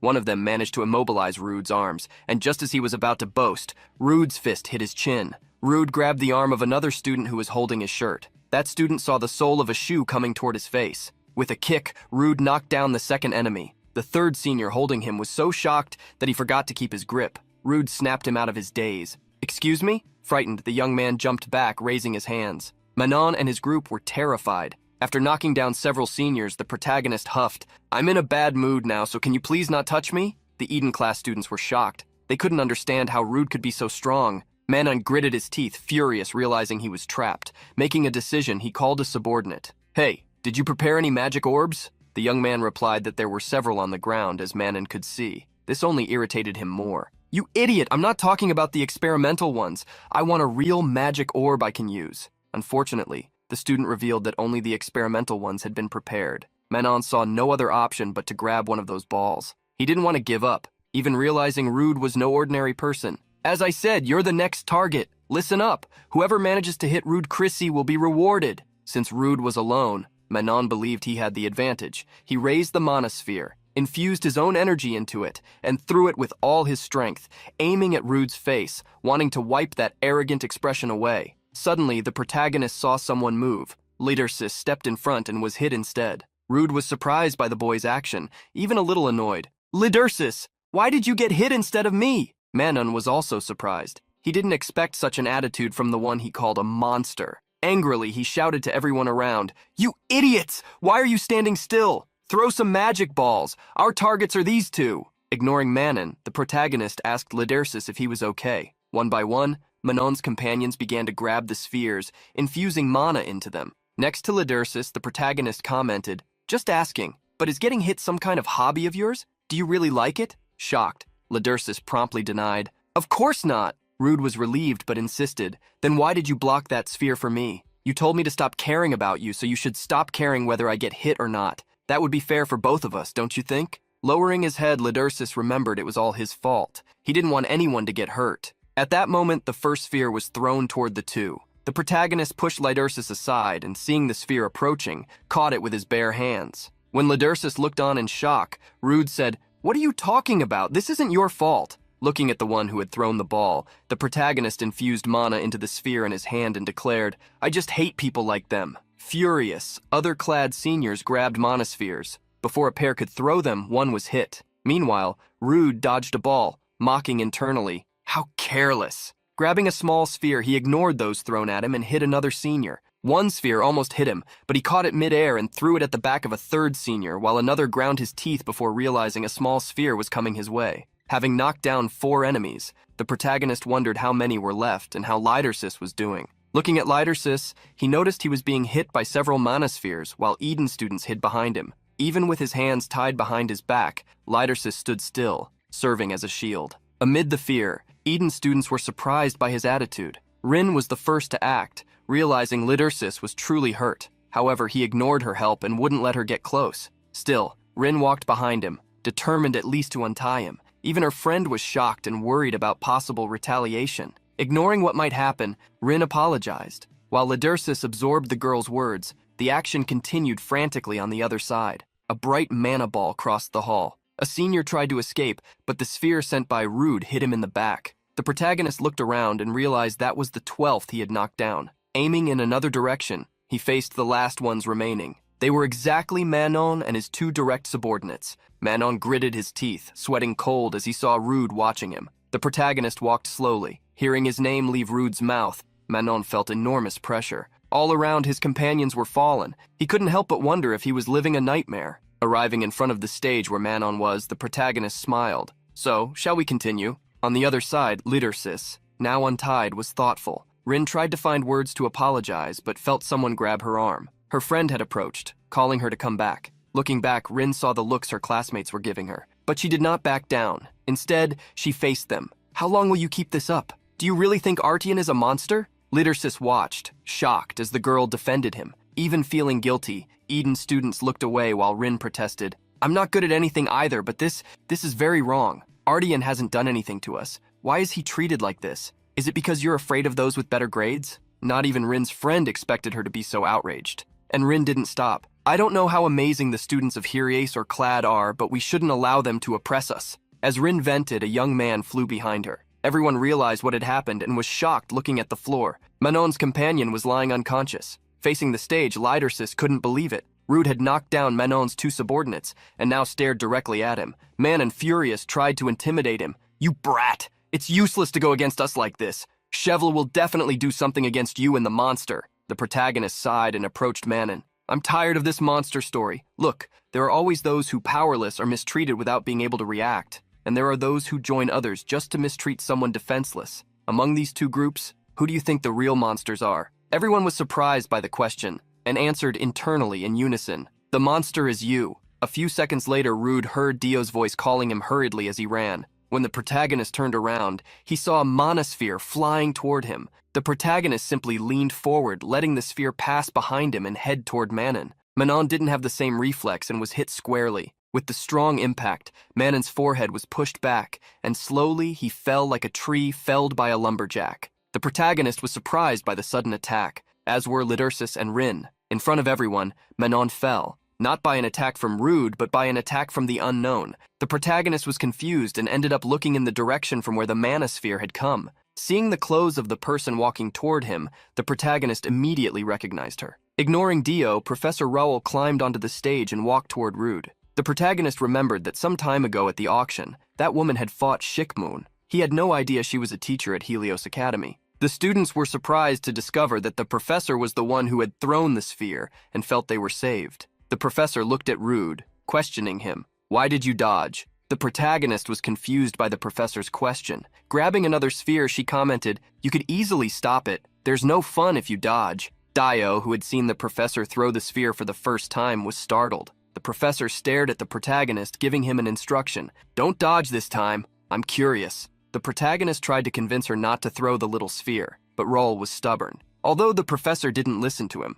she stopped when 3 people forcibly opened the hall door. Furious, Professor Hale questioned, what's going on here? Raoul was still holding a monosphere. Khan, seeing her, misunderstood the situation even more. He saw the hole made in the stone target, as well as the many students lying on the floor, unconscious or dizzy. Khan raised his hands to his head, increasing the misunderstanding. Professor Raoul! Hearing her name, the professor asked Khan what he wanted. Startled, Professor Khan asked if she was the one who had caused this mess. Knowing they were in trouble, Dio put his hands on his head but remembered he needed to check on Rude. Looking at the stage, Dio found Rude lying on the floor. While Dio was confused, the professors entered the hall with Hale asking to summon the medical team, ordering the students who were fine to go to their classrooms. Before fulfilling her mission, Raoul also took a look at Rude. Later, things seemed to have returned to normal at the academy, except in one area where Eden students were watching an intruder. A blonde young man was irritated with the person in front of him. Hey, because of you, everyone is staring at me. How long are you going to stay here? Go to your territory. But the young man sitting in front of him replied, I bet it's not because of me, Lapis. And where is my territory? The whole academy is our territory. Changing the subject, the young man in front of Lapis commented, I saw a little whoopee during my training. It's hard to believe they become mid-level monsters being so cute, isn't it? Lapis got irritated seeing his friend boasting about his prime training again. Changing the subject, the young man went straight to what interested him. So tell me, can you tell me now about when you met the Dark Mage? Irritated, Lapis told the young man to speak quietly. Not wanting to go into detail, Lapis said the same as before. I already said it wasn't a big deal. I just met him by coincidence, that's all. Upset, the young man stood up. Can't you tell me anything else? His personality, what he likes, hobbies, what he wears, or what he eats? Lapis rolled his eyes, asking why his friend wanted to know that. Smiling brightly, the young man explained why. You should know, becoming like the Dark Mage has always been my goal. I've tried to request audiences through Eophion several times, but it seems his master cuts off any suspicious moves without hesitation. Lapis became increasingly irritated seeing his friend insist on the subject, looking at the young man, crying, I also wanted to meet him, even if by coincidence. Lapis could still remember that night. Among the trees, some firefly lights glowed. A red-haired woman sighed, this is bad. I'm definitely going to have a serious talk with the master when we get back. Lapis watched the woman worry about the man in front of her, who, with a cold attitude, claimed to be fine. When the duo tried to leave, Lapis tried to stop them. Hearing the young man, the duo turned around, staring at him. Lapis felt this could be a unique opportunity, so he wanted to make a proposal. "This might be sudden, but I would like to receive your teachings." Lapis swallowed all his pride and bowed. Blow was surprised by the young man's request, who shouted at the top of his lungs, "I want to become the disciple of the Dark Mage. I still have a long way to go, but my dream is to become as powerful a mage as the Dark Mage someday. I will do everything I can to not disgrace your reputation, so please." Ren stopped the young man's words, answering on Blow's behalf. "I'm sorry, but we can't." Lapis, surprised, heard her apologies. "Our Ophian members are required to focus only on missions. According to the rules, accepting disciples is not allowed, so this won't be possible." While Lapis fell for Ren's words, the protagonist asked her if that was true, but she silenced him, without Lapis noticing the deception. Lapis still remembered how embarrassed he had been. He didn't know why he had done that. Seeing a commotion outside, Lapis's friend saw someone on the street. To his surprise, he came face to face with Chevle. He stood up, waving to Chevle, signaling Lapis to do the same. Chevle raised a furrowed eyebrow seeing Linus leaving with Eden students and stared at Lapis's back. "You really are short." Lapis didn't care about the look and retorted, "Coming from someone who acts childish, who's really short here?" Seeing Lapis call Chevle childish, Linus laughed, provoking. Lapis couldn't help but get irritated seeing Linus take advantage of the fight. Turning around irritably, Chevle called Anna and the others to leave, so they wouldn't get involved with pathetic people. Lapis frowned irritably. "Who's calling who pathetic?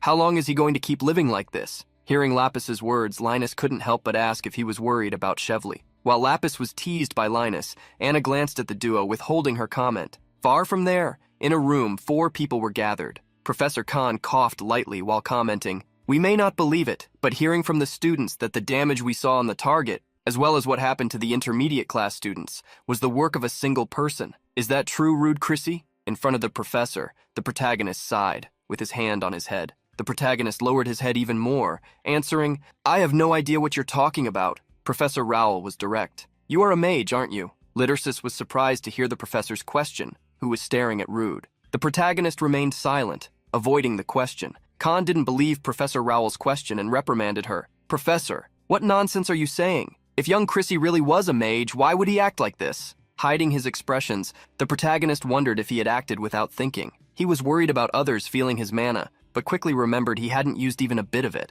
While staring at Rude, Rowell was surprised to see him act that way. The protagonist staggered in the chair while groaning. "Ah, my head." Khan quickly stood up, worried about the boy. "Are you okay? You need to go to the infirmary for a checkup." Rowell didn't fall for Rude's act and calmed the professor. "He's fine." Seeing the boy dizzy in front of them, Khan asked how she could know that and reminded her, "Earlier, you even brought the young man here when he had fainted." Taking his hands away from his face, the protagonist acted, "Please, I'm not sure what you want from me, but I was so surprised to see the magic sphere flying toward me that I can't remember anything else." Rowell became even angrier. "Stop lying." Despite her words, Rude continued to pretend to be sick. Sighing, Professor Khan ended the subject. For now, Professor Hale said he would take care of the punishment for the clad students involved in the incident. Until the matter is resolved, you two should go back and rest. The protagonist was surprised to find out he was being allowed to go without any extra hostility. However, Professor Rowell's eyes pierced him. The protagonist understood she wouldn't let him go. The clad students had bandages all over. Seeing them, Chevle asked what had happened to them.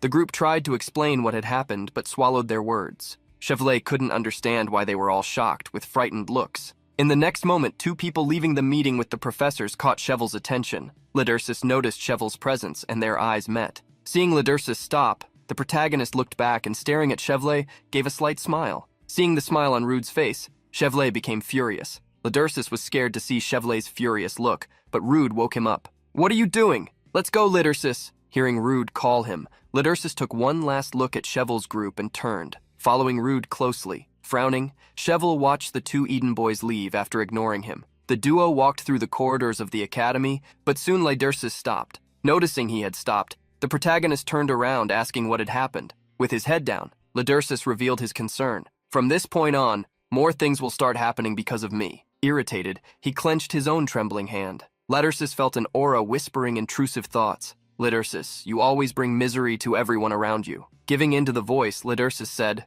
"I will bring misery to you." Annoyed, the protagonist approached Lidersis. "Are you cursing me? You saw what happened earlier. It might be too much for me to say this, but even if 100 of those brats attacked me, they wouldn't be able to do anything to me." It's not your fault, and if anything happens, it won't be a problem. Irritated, the protagonist acted like a father scolding a son, even though he was younger. Stop worrying about others and worry about yourself, got it? How are you going to live in this cruel world with such a gentle personality? Despite Rude's words, Lidersis claimed he didn't know anything. The protagonist confirmed that might be true. He might not know what Lidersis was thinking or what was going on, but he knew Lidersis didn't want to tell him something, and so he wouldn't ask. Still, Rude instructed him, "Ask me for help. Don't tell me to ignore you. No matter what it is, I will help you." Lidersis couldn't understand why Rude was helping him, but didn't want to be a bother. I don't need your help." The protagonist fell silent, staring at Lidersis, who took a step back, afraid. The protagonist smiled gently, though his voice had a threatening tone. "Ah, so that's how it is. Understood." Seeing Rude's cynical smile, Lidersis ran away, but the protagonist chased after him. "Where are you going?" In the Eden's classroom, there was an atmosphere of fear among the youths. A young girl asked what was going to happen to them, and another student answered, "It's obvious for the Clads, but doesn't this also involve the Harriers?" Dio, noticing the mood, stayed silent. A young girl at the front of the classroom shouted angrily, "Why did this have to involve us? Isn't it all because of that monster? If he didn't exist, this wouldn't be happening." Another student agreed with her, wondering why they had to suffer because of one person. They recalled what had happened before entering the classroom. Students from other classes, when they saw them, avoided them as if they were insects. Trying to find a solution, a girl suggested asking the teachers to transfer them to other classrooms. Seeing what they were planning, Dio tried to rebel. "What are you talking about?" Suddenly, Rin also stood up, outraged. "Stop it!" Dio was surprised, as were the others. Irritated, Rin began to vent. "Why is everyone so selfish? Why do you only think about yourselves? Why do you feel bad when someone ignores you, when you ignore Lidersis Archon and call him a monster? Do you have any feelings?" Everyone lowered their heads because Rin was right. The girl didn't stop. "We call him a monster and avoid him, but everyone knows the truth. We are the same as him. He is also human. He has feelings." One of the students didn't like Rin's words and questioned if she hadn't seen what happened that day in the library. That day, huge horns had appeared. Everyone was incredulous and scared by what they saw, and above them was Chevla, staring at the person at the center of the incident, Lidersis, surrounded by dark energy. That young girl couldn't understand how Rin could treat that incident as if it were nothing, when she herself felt uncomfortable. Rin was left speechless, but a girl answered for her. "Illusion magic." Everyone turned to look at the girl who was always quiet in class, opening her mouth. "I heard that Chevle von Hadelios is a specialist in illusion magic. Also, the Clads have many magic orbs, and as a skilled Harriers, he is capable of showing an illusion to all of us." Closing her book, she stood up, concluding, "Besides, if there really was something wrong with Artian, he wouldn't even be allowed to be in Helios. If you thought a little, you would find out, but you only care about yourselves." Seeing that she had caused an uproar against her, Eel faced them without fear. "You were just scared by a Harriaz. You fear what Chevle showed you." Seeing Eel confront her, the girl became even more irritated. "Don't act like you've never done anything. You are just like us." Eel did not deny having acted like everyone else, but argued, "The situation has changed. It may have been too shocking for you to forget, but with Rude Creasy, we can turn this situation around." Rin was surprised by Eel's encouragement, as he always ignored the classroom situation, just like everyone else. Even Lidersis, who had just arrived in the room. The young man with hair covering his eyes ended up scaring some students who suddenly saw him. After Lidersis, Rude, who was following him, also arrived in the room, encountering the strange atmosphere that filled the place and becoming extremely confused. When Rude and Lidersis entered the room, a silence fell. Dio seemed surprised to see Rude and ran toward him. "Are you okay?" Scratching his head, Rude pretended to be a little dizzy. However, knowing Rude, Dio corrected himself. "I was asking about the Clads." Dio wanted to know what the teachers had said, but Rude explained that nothing much had happened. At the same time, Lidersis tried to escape, but Rude grabbed him by the shirt, stopping him. Just then,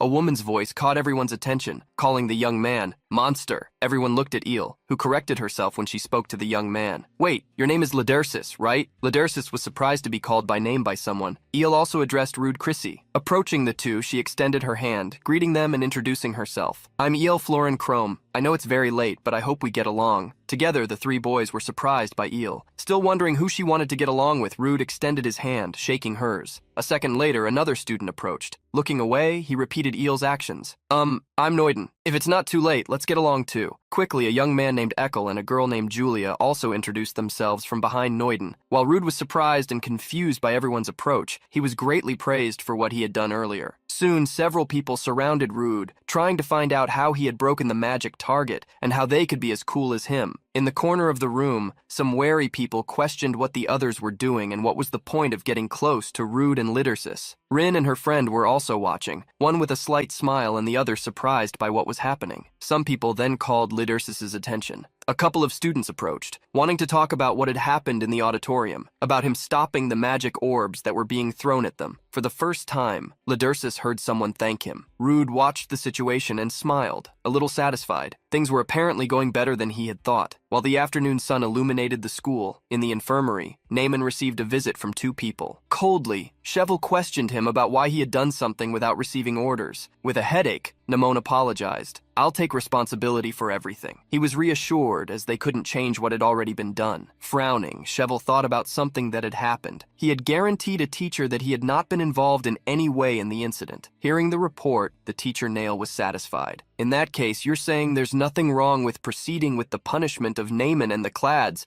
according to the original rules and regulations." Cheval was surprised by the teacher's inquisition, and imagining that there was something behind it, asked what he wanted. Teacher Nail loved how much Cheval understood him and read the mood. Seeing Cheval so thoughtful, Naaman woke him up. With his head bowed, Cheval spoke again. "I heard that in the next Eden's field training, they're going to select some heiresses to accompany them. I don't know what he's planning, but the teacher Hale wants me to be there." Cheval smiled darkly just thinking about being there. "What a great opportunity has appeared for me to punish those who defy my words." Naaman, however, was not so excited. Thinking about what had happened in the auditorium, he warned, "That boy, Rude Chrissy, no matter how much I think about it, I don't think he's an ordinary boy. I think you should know that." Cheval interrupted Naaman's advice. Standing up, he stared at his subordinate darkly. "Is there something wrong with your head? Are you really telling me to be careful with a mere Eden?" The young red-haired woman who accompanied Cheval remained silent, while he warned Naaman, "Don't worry about useless things and calm down." Turning to leave the infirmary, with a malicious smile, he warned that he would bring interesting news soon. That night, everything seemed normal in Rude and Lidersis's room. However, with intense concerns, Rude questioned whether he himself was doing well. Remembering how many people had surrounded him earlier, he calmed down after such a crazy day. Thinking about how Lidersis had interacted with the other students once again, Rude turned to look at him. Lidersis seemed to be sleeping, and there was no way for Rude to know what was going on in his head or what he was going through. However, he still hoped that the small changes that had happened would help him. The night passed peacefully, and in this way, a dark energy crept like smoke from under the room's window. The shadow approached Lidersis as it took shape. Soon, a human form was molded. A dark being wearing a hood of black crystals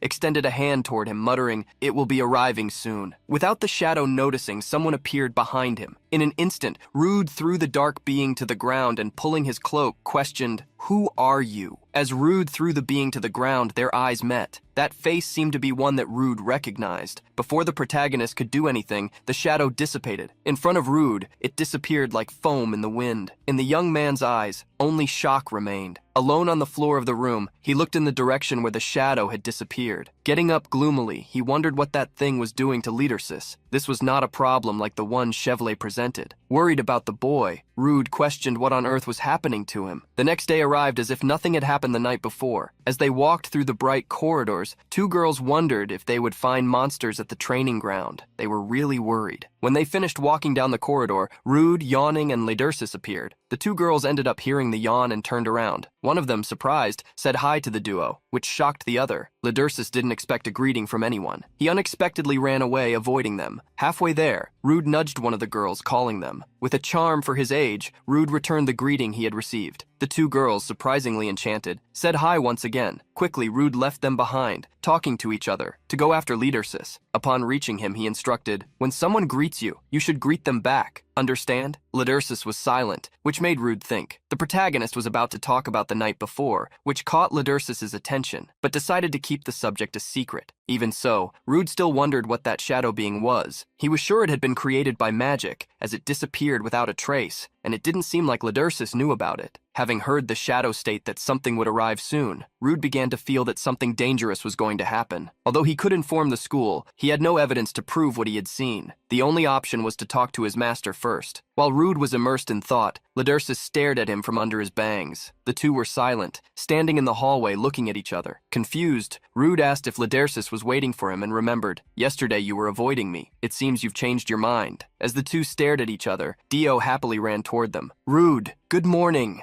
Noticing Lidersis's presence, Dio was startled. "Ah, good morning, Artian. Coldly, Rude instructed Ladersis to greet Dio. Obeying, Ladersis said hi to Dio. Unexpectedly, Dio felt as if he had seen Rude train a dog. As the three gathered, other students approached, calling for Rude. They were there to warn him that teacher Rowell was looking for him. After giving the warning, the two said goodbye, leaving quickly. When they were about to go to class, Rude asked Dio if he wasn't going with them. Dio stood still for a moment. Before smiling silently, he joined the group, putting his arm over Rude's shoulder. Hey, do you want to bet who gets to the room first? I think Artian does. When everyone arrived in the room, Teacher Nail announced that the Clads who were involved in the incident in the auditorium would receive an appropriate punishment, and stated that he hoped an incident like that would not happen again. He also announced to the class that the Helios Academy would take extra measures to prevent incidents from then on. So he wanted everyone to leave those memories behind and focus on preparing for the field training that would happen soon. With a mysterious smile, the teacher declared, "We don't know what the future holds for us." Thinking about the field training, Dio lay on the table, sighing heavily. What do I need to prepare for if I'm going to meet a monster? Since he didn't know what it was about, Rude asked if at the field training they would have to defeat monsters that would be released or something like that. Dio corrected him, stating that it wasn't that scary. Curious, Rude asked for an explanation. He expected the level of difficulty to be consistent with that of the students, but he wasn't sure. Therefore, he still needed to think about Ladersis' case. Unexpectedly, a woman appeared behind Rude, pronouncing his name. Rude Chrissy. Both Dio and Ladersis, who were at the table, were surprised. Coldly, the teacher demanded that he follow her. Still seated, Rude, confused, wondered what she wanted. At the same time, in a garden, Princess Maria was having tea, but she was thinking about many things. Supporting her face with her hands, she called the attention of the man in front of her. Guess what? Tessie found something interesting. The man, who was reading some documents, was a little curious. The princess stated something that really surprised the man. She's going to the Eden's field training, and I'm going too. Shock appeared on the man's face, who, incredulous, shouted, "What?" At the same time, the woman the princess was referring to was carrying Rude, grabbing him by the collar of his shirt, taking him with her, while Dio tried to follow them across the campus. A commotion seemed to be happening in a training field where everyone was gathering. A young man, carrying a sword on his shoulder, approached some other students, asking why everyone was gathering. Upon hearing the question, a boy replied to Lapis, "We heard that teacher Rowell will be facing someone from Eden." Shocked, Lapis asked who she would be fighting against. Surprised by Lapis's despair, the young man revealed that she would be fighting against the Eden everyone was talking about. Thinking for a bit, he commented, "I think his name is Rude Creasy?" In the center of the arena, Rude held a wooden sword with both hands, with a confused look. Dio quickly stepped in front of Rude, opening his arms to stop Roll. "Teacher, I can't believe you're asking someone who hasn't done anything wrong to fight you. That's wrong." Coldly, Roll ordered, "Get out!" Immediately obeying, Dio hid behind Ladersis. Ladersis looked at the boy from under his bangs and heard him ask, "Hey, Artian, he'll be fine, right?" Rude expected something bad to happen, but he didn't imagine that teacher would be so unbearable. Looking around, he realized that many people were gathering with surprised and worried looks. For Rude, this was a great opportunity, a chance to show everyone how ordinary he was and make them lose interest in him. The teacher removed her cloak and, drawing a real sword, declared, "Let's begin." Rude was surprised and raised the wooden sword. "Wait, why are you using a real sword when I have a wooden one?" Coldly, Roll told him to use magic. Before Rude could argue, the teacher advanced toward him. He realized she didn't want to hear him. Determined, Rude was ready to let her hurt him to show he was weak. Rowell's sharp sword cut in front of Rude, hitting the ground after he jumped back. He dodged instinctively, wondering what would happen if he couldn't protect himself in time. Rude hastily tried to stop the teacher, asking them to wait to talk. Although he wasn't fighting, he made a strong impression on everyone watching, dodging all of the teacher's attacks. Lapis watched Rude move with his jaw dropped. Coldly, the teacher ordered, "Fight properly. I'm not planning on going easy on you." Raising her sword, Rowell prepared for a truly heavy attack. Rude leaned back, dodging the attack that passed a few centimeters from his golden hair. Shocked, Dio shouted for him to be careful. Another of the teacher's attacks fell heavily on Rude, but this time on his sword, which unexpectedly blocked the blow. Rude realized his mistake in blocking the attack by reflex. However, the wooden sword could not support the weight of the rare metal sword. It cracked and broke, allowing the teacher's sword to advance again. A loud noise was heard, spreading throughout the academy. Rin and her friend also heard the sound and were surprised. Before she could realize it, Rin's friend saw the young woman run toward the training arena. Lapis and his friend were shocked by what they saw in front of them. Ladersis had unexpectedly stepped in front of Rude,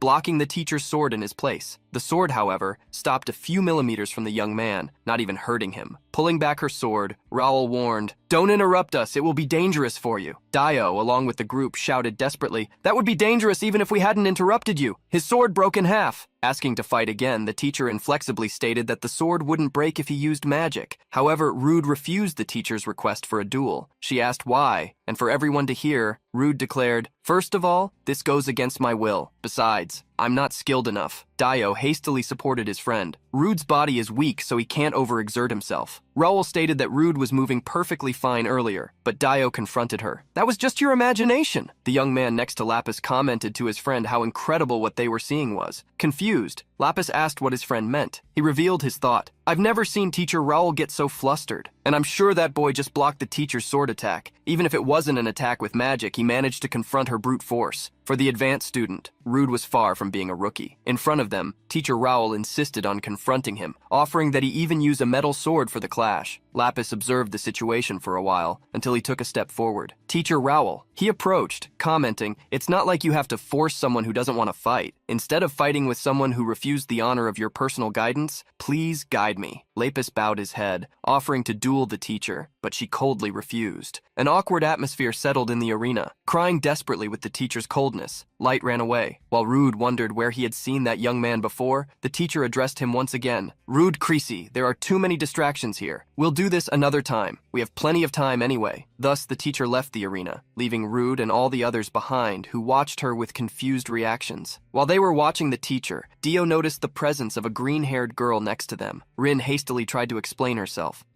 I thought something was happening because I heard a noise. Are you okay?" Laughing, Dio replied, "Of course. Teacher Raoul almost ended Rude's life, but we're completely fine." In another corner, Lapis was accompanied by other students who consoled him. While thinking about the teacher, Rude confirmed, she was that woman he had met at the auction. While Rude was thinking about the teacher, Dio was showing the broken sword to Rin, who was worried about him. An awkward silence settled between the four of them, as they weren't close with the girl. Realizing that she had caught their attention, Rin quickly tried to justify herself.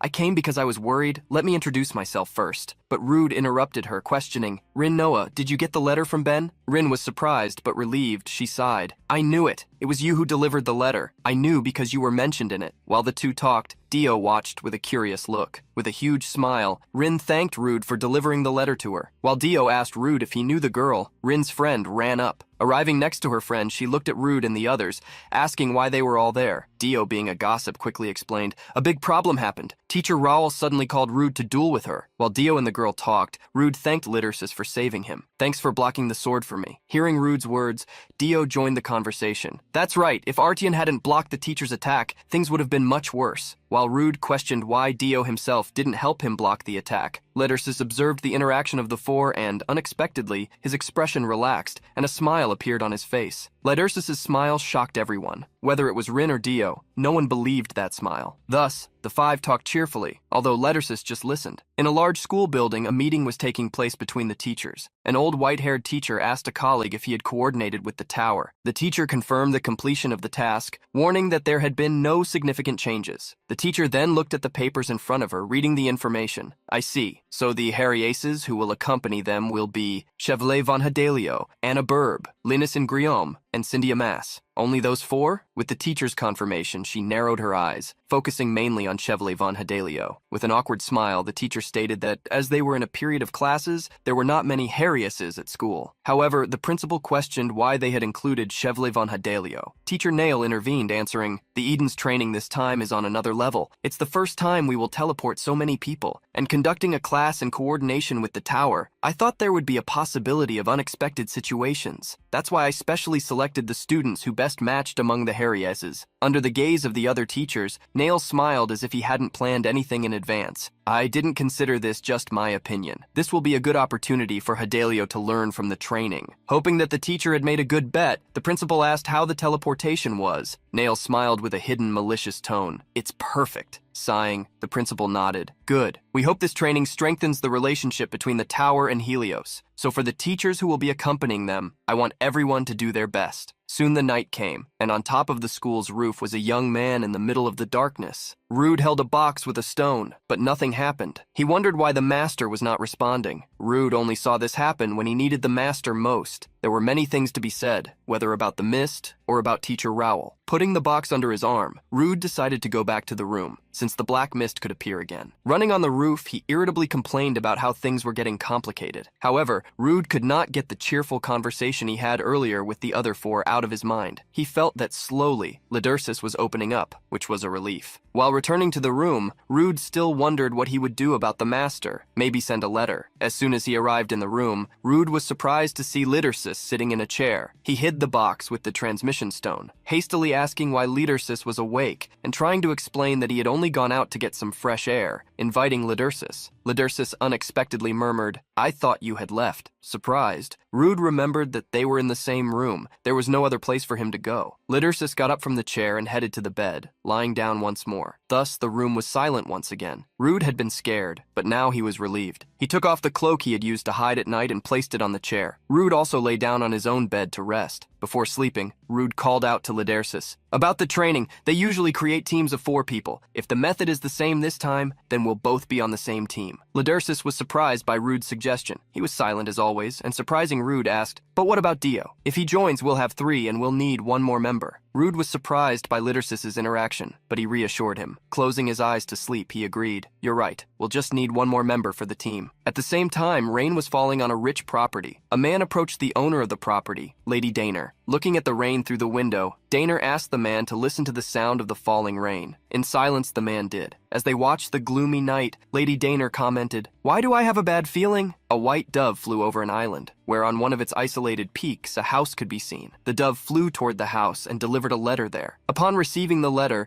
the young man was satisfied. Imagining that his subordinates had achieved something, he opened the letter to read the results. However, the text was unexpected. "The food here is great. I played with humans today. Classes are not fun. My room is sufficient. I want to go home." Annoyed, he raged to the point of launching an energy attack through the window while shouting, "What kind of report is this?" On the academy campus, the Eden students were extremely excited and animated. However, Rude was worried about something else. It had been a few days since he had been able to contact the master. He feared that something might have happened in Ophion. Taking Rude out of his thoughts, Dio ran toward him while calling out, "Rude, they said Teacher Nail's class is going first." Also calling Lidersis, Dio hurried them for the trip. Rude and Lidersis couldn't help but notice how excited Dio was. There was a reason for it. Whispering, he commented, "I heard that the training this time will be at the Tower of Magic. I never thought I would set foot there." Rude didn't believe that the Tower of Magic would be involved with the school, especially with a beginner's training. For him, it was completely impossible. The Tower of Magic was not the type to do this kind of thing. Lidersis, who had started talking in recent days, especially told Dio that he had already gone to the Tower of Magic when he was a child. Dio was surprised, but he didn't think it was impossible for the son of a duke. While the two were talking, Rude thought about the shadow that had invaded the room some time ago. Since that day, such a being had not appeared again. He believed that he would discover Lidersis's connection to this person after the training. Changing the subject, Dio ended up asking, "Why aren't we in teams for the training? We could be the best team ever." Unexpectedly, Isle interrupted the conversation, answering, "About that, I put in some effort to prepare too." Surprised, everyone looked at the white-haired, magenta-eyed girl. She was there to reveal something. "According to documents I saw, I thought we would be in groups for the training, but it seems they changed that. The rumor that we are going to the Tower of Magic is true." She commented the same thing as Dio before. "I was about to create a perfect team with talented people. Too bad, Rude Chrissy." Rude was confused by her comment, which revealed, "You were ranked first among the people I wanted to recruit for my team."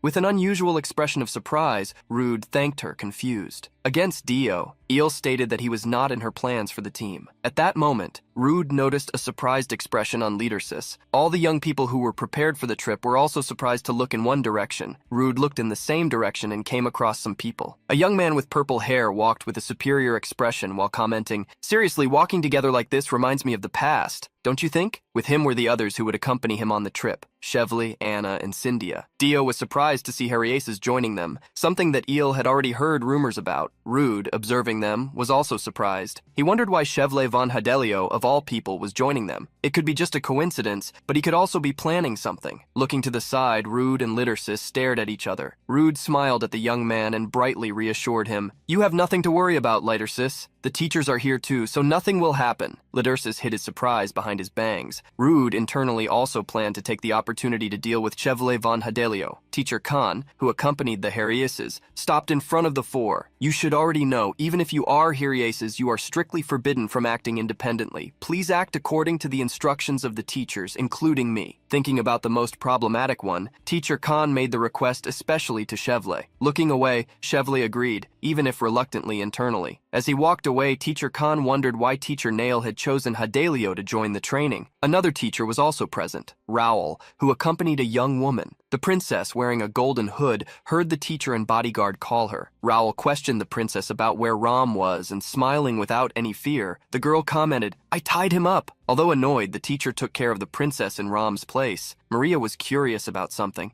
that Tessie always brought with her. However, not even hearing the princess's words, Raoul looked around looking for someone. Dio's eyes met the teacher's when he felt her gaze. Scared, he shouted at Rude, warning him about the teacher's presence. However, Rude had already fled a long time ago to avoid her. Dio, who had been left behind, ran with Rude, leaving Lidursus alone. However, someone soon found Lidursus. Rin called him, touching his coat, asking if there was anything wrong. While she was trying to understand why Rude was running, someone passed by the girl quickly, creating a gust of wind that blew her hair. Raoul ran after Rude, surprising everyone, or almost everyone. Being carried in the teacher's arms, the princess shouted with emotion, "Ha ha ha ha! This is so much fun!" Rin ended up laughing too when she saw the scene and, taking Lidursus by the arm, called him with a smile to accompany Rude and the teacher. Soon, all the students gathered in a large hall where Teacher Hale was. An assistant approached the teacher to confirm the arrival of all the students in his class, as well as the Harrieses. The other Edens were on their way with the other teachers. Adjusting his glasses, the teacher smiled as the preparations were ready. Gloomily, he ordered the shadow being,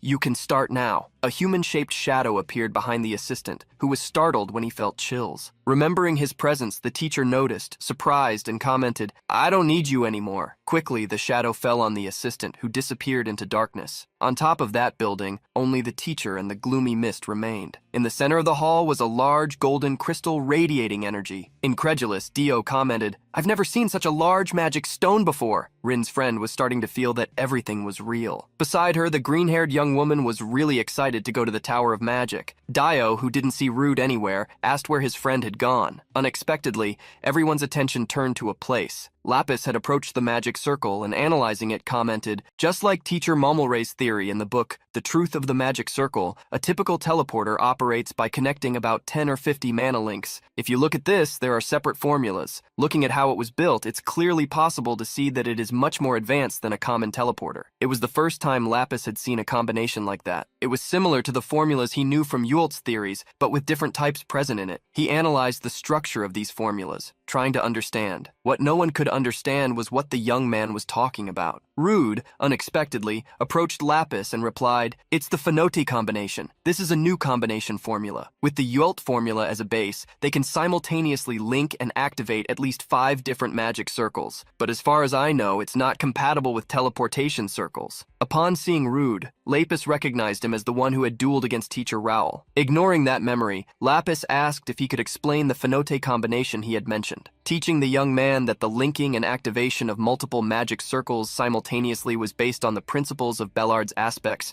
Rude continued. While explaining and analyzing the formula, Rude felt that there was something strange. Soon, he showed a gloomy expression upon realizing something. While Lapis tried to talk to him about the formulas, Rude ended up ignoring him, as he had felt something somberly familiar. At the same time, a young woman grabbed Rude's shirt. The princess, grabbing him, looked at the teacher and called her, "Tessie, I got him." However, Tessie Raoul showed a gloomy look, not looking at her, but up. Rude broke free from the girl, showing the same expression as the teacher. At that moment, Dio and the others approached Rude, but when they looked up, their expressions became astonished. A shadow was descending on the magic stone in front of everyone, scaring them. Soon, everyone's attention was drawn to it. Raoul moved quickly, pulling the princess close to her. Lapis's eyes showed a tremendous shock upon seeing the shadow. It began to transform and change shape. Rude recognized that, exactly what he had seen in his room before. In an instant, the shadow took on a human shape, with 2 bright eyes under a hood. Even the Harrises were confused to see that. Linus asked the others if it was an event or something like that. Eel looked at the shadow, while many students in fear called for the teachers. The shadow being hovered above the magic crystal, observing everyone present. A slender hand extended toward the students. With the wave of its hands, the being swept a large amount of energy throughout the room. While many, scared, imagined that the training had already begun, Rude was still trying to understand why that thing had appeared there, of all places, making a brazen entrance into Helios while everyone watched. Lidursus, looking at that shadow, seemed static. Rude called everyone, and stepping in front of them ordered, "Stay behind me!" On top of the building, observing everything, Teacher Hale threw his glasses on the floor, assuming a gloomy voice. "My desires are his desires." The gust of wind created by the shadow being swept through the hall, forming tornadoes that went from the floor to the ceiling, pulling everything in the vicinity, and making the golden magic circle on the floor gloomy. Observing the scene, the teacher blurted out with ambition, "When I join him, the doors will open." Immediately, the teacher disappeared into the shadows. Teacher Khan ran to step in front of many students, trying to coordinate them. "Please, get out of here immediately." Surprised, Chevely shouted, "Wasn't this prepared by the teachers?" Khan hastily denied, stating that there was something wrong. "Please, get out of here along with the other students." However, the attention of the teacher and the heresies was drawn to the door. Many students had tried to flee, but a great gust of wind from the shadows blocked it. The shadows jumped on the students, who closed their eyes, afraid of what would happen. However, confused, they reopened their eyes when they didn't feel anything bad. The teacher had moved to the front of the door, creating a magic circle to stop those shadows. The teacher then murmured, "My name is Damien." While Khan transformed, the cadaverous shadow in dark robes watched. The brown-haired teacher assumed a pale appearance, with hair as white as the purest snow. Looking at the shadow above the main magic circle, he commented, "I don't know who he is, but I can tell he's crazy.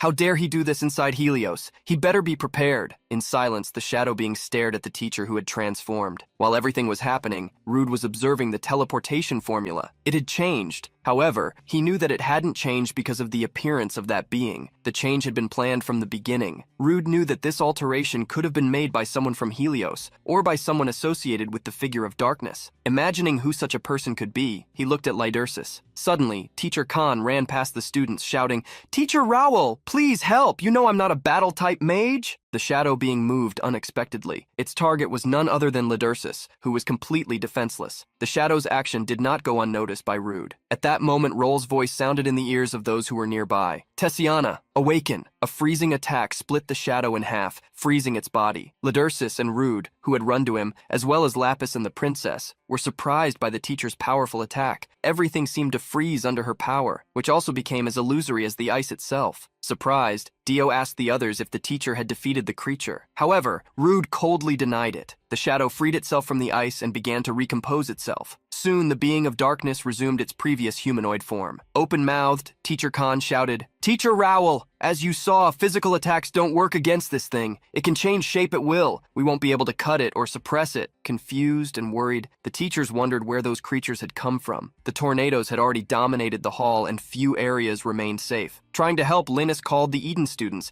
guiding them to a meeting point. With a worried expression, he said, "Gather here, quickly." Sitting on the floor next to Cynthia, he completed with a forced smile. "And from here, just watch." Chevrolet was outraged by Linus's attitude. "What are you doing? Do you want to just watch in a situation like this?" Linus tried to calm Hadelio, reminding him, "We are inside Helios. I don't know where that thing came from, but I'm sure the teachers will deal with it soon." It seemed they couldn't escape. Cynthia murmured in a low voice, "Maybe this pillar won't attack us as long as we stay still." But as soon as she said that, a shadow hit Chevel. He fell to the floor with the impact, proving to everyone that Linus was wrong. Soon, dark attacks began to be launched in all directions. The students tried to flee, but they couldn't go very far. Linus realized, surprised, that inside the shadows there were only splashes of water. An attack hit him directly, but raising his hand where he wore a magical ring, he conjured a shield that blocked the charge. As the water splashed on him, Linus, surprised and confused, murmured, "What's going on? Is this thing trying to play water games with us?" Annoyed, Chevel got up stunned. Looking at the floor, he noticed something strange. The entire hall was being flooded with a gloomy water. On the other side, Rude knelt down, touching the water to analyze it. Worried, Dio shouted at him to stop messing with strange things. But Rude watched the liquid flowing from the teleportation circle carefully. He only knew one place where that water existed, and he didn't want to believe that the circle was connected to such a region. Worried, Khan shouted at Teacher Rowell, "We need to get through the doors first.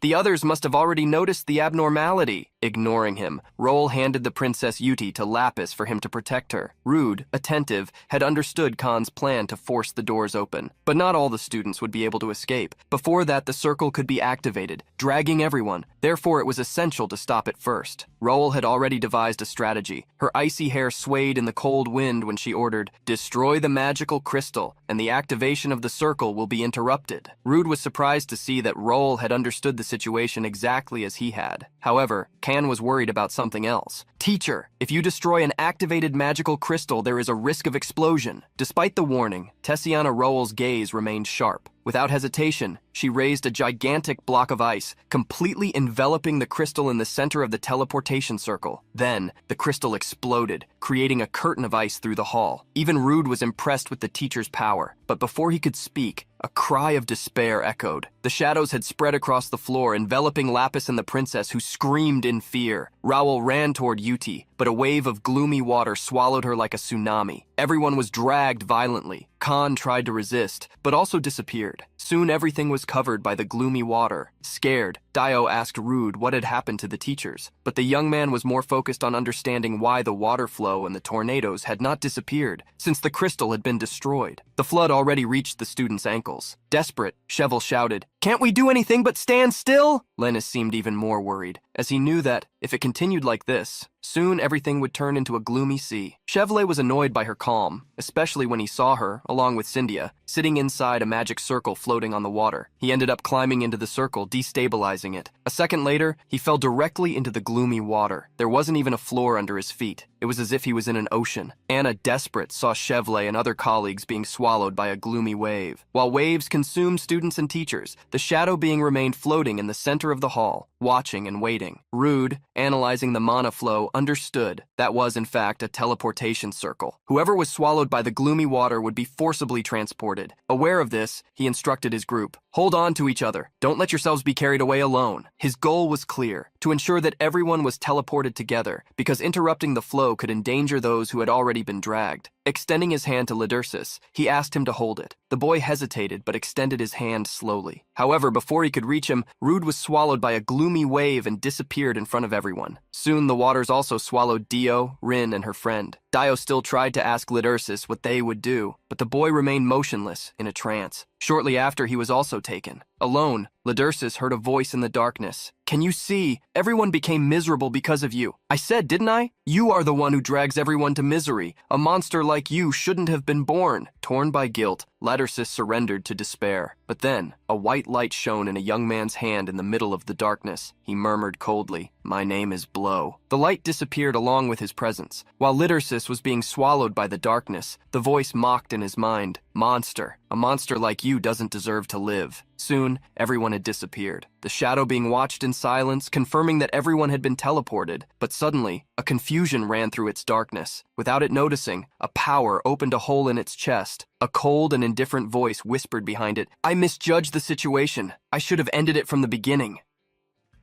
Partially immobilized, the serpent was struck once again, faltering before the blow and letting out a piercing scream. She finally managed to open her mouth and attacked Raoul, who was descending upon her with a sword strike. In the teacher's gaze, there was no fear, only determination. As a finishing blow, Raoul's strike fell upon the monster. A cold mist spread through the forest as Professor Can returned the princess to the ground. Maria wore a worried expression as she saw Tess approaching. The small princess hugged her protector, praising her immensely. "I knew it, you're amazing. Tess is the best." The teacher, however, pushed the girl away with a sharp look. She sensed danger as the ground began to move again. They realized that the snake had survived and was attempting to return underground. Raoul positioned himself in front of the princess and said, "Let's go after it." He tucked the girl under his arm, telling Can to follow them. In another more isolated area, 3 people gathered. Gil and Chevrolet watched as the professor placed his hand on the ground, creating a small magical circle. Chevrolet asked if it was tracking magic, something Niall confirmed. "Yes, we're going to use this to find the other students." From the magical circle, a small star emerged. It rose into the sky, traveling in one direction. Niall quickly alerted. That way, let's follow it immediately. Dill heard the professor but looked in another direction. In the end, he could do nothing but obey, following Neil and Chevley. In another area, a giant snake could be seen amidst the destruction. Blow retreated after attacking the serpent,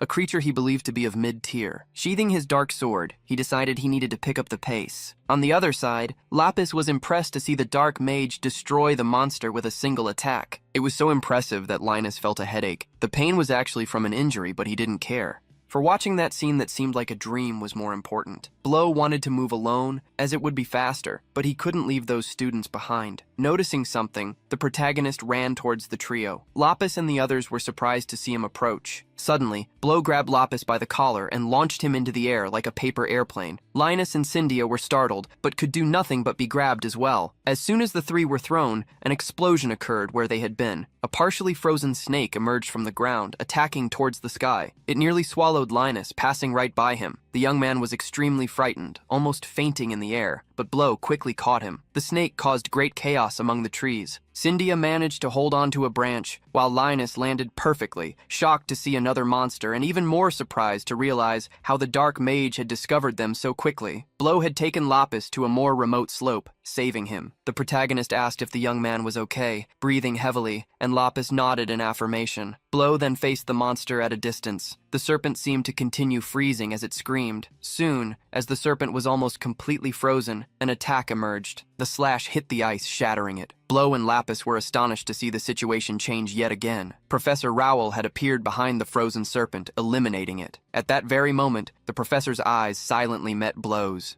Amidst the canyon and the trees, the gathered students wondered if anyone would ever rescue them. Everyone wanted to go home, and the anxiety many felt was already visible to Isle. She wondered to herself how much longer they would have to wait. Just as she also began to think that no one would rescue them, a small glow, like a sun the size of a grain, floated around the students. Many grew fearful at the sight, but their expressions turned to relief when they saw Professor Nail, the wielder of that magic. As soon as the professor arrived to check if everyone was all right, relief washed over the group. "We are saved!" While the students surrounded Nail, Dio looked around, searching for someone. "Ardian!" Seeing Dio looking for Lidersis, Chevley glared at him with an irritated look. Upon finding Lidersis hidden behind some rocks, Dio ran toward him. Gripping Lidercis's shoulders, the blue-haired youth worriedly asked if he was okay. Lidercis, however, remained silent. Seeing that he was physically fine, Dio began to look for Rude. "I don't see Ren or Rude around here." In a grim silence, Lidercis fell to his knees. Professor Nail approached, asking Dio what was happening. Checking on Lidercis, the professor simply assessed his state. It seems he is in shock. The professor knelt to Lidercis's eye level, advising him, "The harder the situation, the more you need to maintain your composure." Placing a hand on Lidercis's shoulder, the professor leaned in closer, whispering darkly, "It's for your own good." Backing away from Lidercis, the professor began to instruct the students. "We need to regroup with the others. Let's move to the next area." Dio, who had felt the professor's dark aura, was stunned. He stared at Nail's back, wondering what on earth had just happened. In a distant area, ice took over the region. From the top of a small hill, Blow watched the magic being used by Professor Tessiana. She walked across the ice, drawing her sword as she faced him. The two looked at each other for a moment in complete silence. Blow was the first to try to speak, but the professor vanished from where she stood. Reappearing before the mage, the professor swung her frost blade downward. The protagonist tried to ask her to stop, but he had to dodge continuously, as she attacked him in a sequence. Blow even raised his hands to show he wasn't a threat, but Tessiana had no intention of stopping. After a slight sigh from the mage, a large explosion occurred, startling Lapis so much that she cowered on the ground. Linus and Cyndia, who were further away, stood open-mouthed at the high-level confrontation. Blocking Tessiana's attack, the black mage looked at her closely and used the opportunity to ask her to calm down. He wanted to try to talk to her. However, before Blow could react, the professor reached out her hand to touch his chin. She moved within inches of him and declared, "I definitely recognize your face." Even though the face was familiar, Tessiana couldn't remember for certain. "Who are you?" Lapis ran toward the professor, placing herself between her and Blow. "What are you doing, Professor Rowell? Why did you attack him suddenly? The black mage is trying to help us." Linus backed Lapis's words, shouting from a distance, "That's right! How can you be so rude to someone who is helping us?" The professor stared at the students, verifying if what they were saying was true. She immediately began chasing Linus for having called her rude. Blow, having escaped, felt relief follow his fear. The concern was still there, however. "Don't tell me she recognized me." Behind Blow, another person appeared, surprised to see him. Carrying the princess on his back, Professor Khan stood agape. "By Black Mage, do you mean the Black Mage of Ophion?" The protagonist confirmed his identity, leaving the professor even more surprised. He had heard rumors. I never imagined the Black Mage was actually just a boy. Feeling he had offended the youth, the professor quickly apologized. Changing the subject rapidly, Professor Khan asked why he was there. Repeating the story he had created, Blow claimed to have been sent on a top-secret mission to Ishwela and that he had stumbled upon the students by chance. After hearing you were in trouble, I decided to help. Is it all right if I do so? Even without changing his expression, Blow's face gleamed. This left Professor Khan tremendously excited. Of course you can. We are the ones who should be asking for your help. Thank you so much. Seeing Professor Khan arrive, Professor Tessiana looked at him. Something had appeared behind the professor, a shadow that seemed to swirl in a shapeless spiral. Being the closest to the professor, Blow shouted, "Watch out, behind you!" The professor immediately jumped forward, knowing there was something dangerous behind him. This created an opening for Blow to attack. He brandished his sword, cutting through the shadows. However, the shadows gathered once more before the group. They began to take the shape of something Blow had seen before, the shadow being that had appeared in the portal room. Blow stared at it in surprise. The specter had appeared once again, but feigning ignorance, Blow asked Professor Tessiana, "What is this thing?" In another area of the forest, the glow of light appeared once again. A new group of students was startled to see the magic. They followed it and came across Professor Nail, who, along with an even larger group, had appeared to rescue them. A great commotion broke out among the students as fear was replaced by relief. While accompanying the group, Isle believed that with the professor present, they wouldn't have to worry so much anymore. Despite thinking they would finally find those who had been separated, every time she looked at Professor Nail's back, Isle felt a horrible sensation. Dio began searching through the group they found, asking if anyone had seen Rude. Since no one had seen him, Dio grew increasingly worried. Hearing him, Isle approached, questioning if Rude hadn't been with him and Lidersis before they were teleported. Confirming this, Dio stated that they had nonetheless become separated. Meanwhile, Lidersis had not uttered a single word since they arrived. Looking sideways, Dio commented that even the professor was acting strangely. This caught Eel's attention. At that moment, Professor Nail's voice reached everyone's ears. "It seems everyone we need is here. Let us stop the search." From Dio to Chevrolet, everyone was stunned. Upon hearing the professor, several students began to protest, as many others had not yet been found. Hurriedly, Dio tried to object. "Rude and Rin aren't here yet. We can't stop." On the other side, several other students also called out for their friends. The professor responded with a smile. "Judging by the fact that they haven't appeared yet, it only means they are no longer alive." No one expected to hear such a thing from a professor's mouth. Outraged, many began to question him. Isle, however, was the first to notice something happening. Professor Nail had extended his hand, and once again a small light appeared. Ignoring the students, he began to speak. "You are lucky people." A large section of the ground around the students began to explode, and the earth started to rise. The students nearly lost their balance as the star created by Nail tore a massive chunk of land from the ground,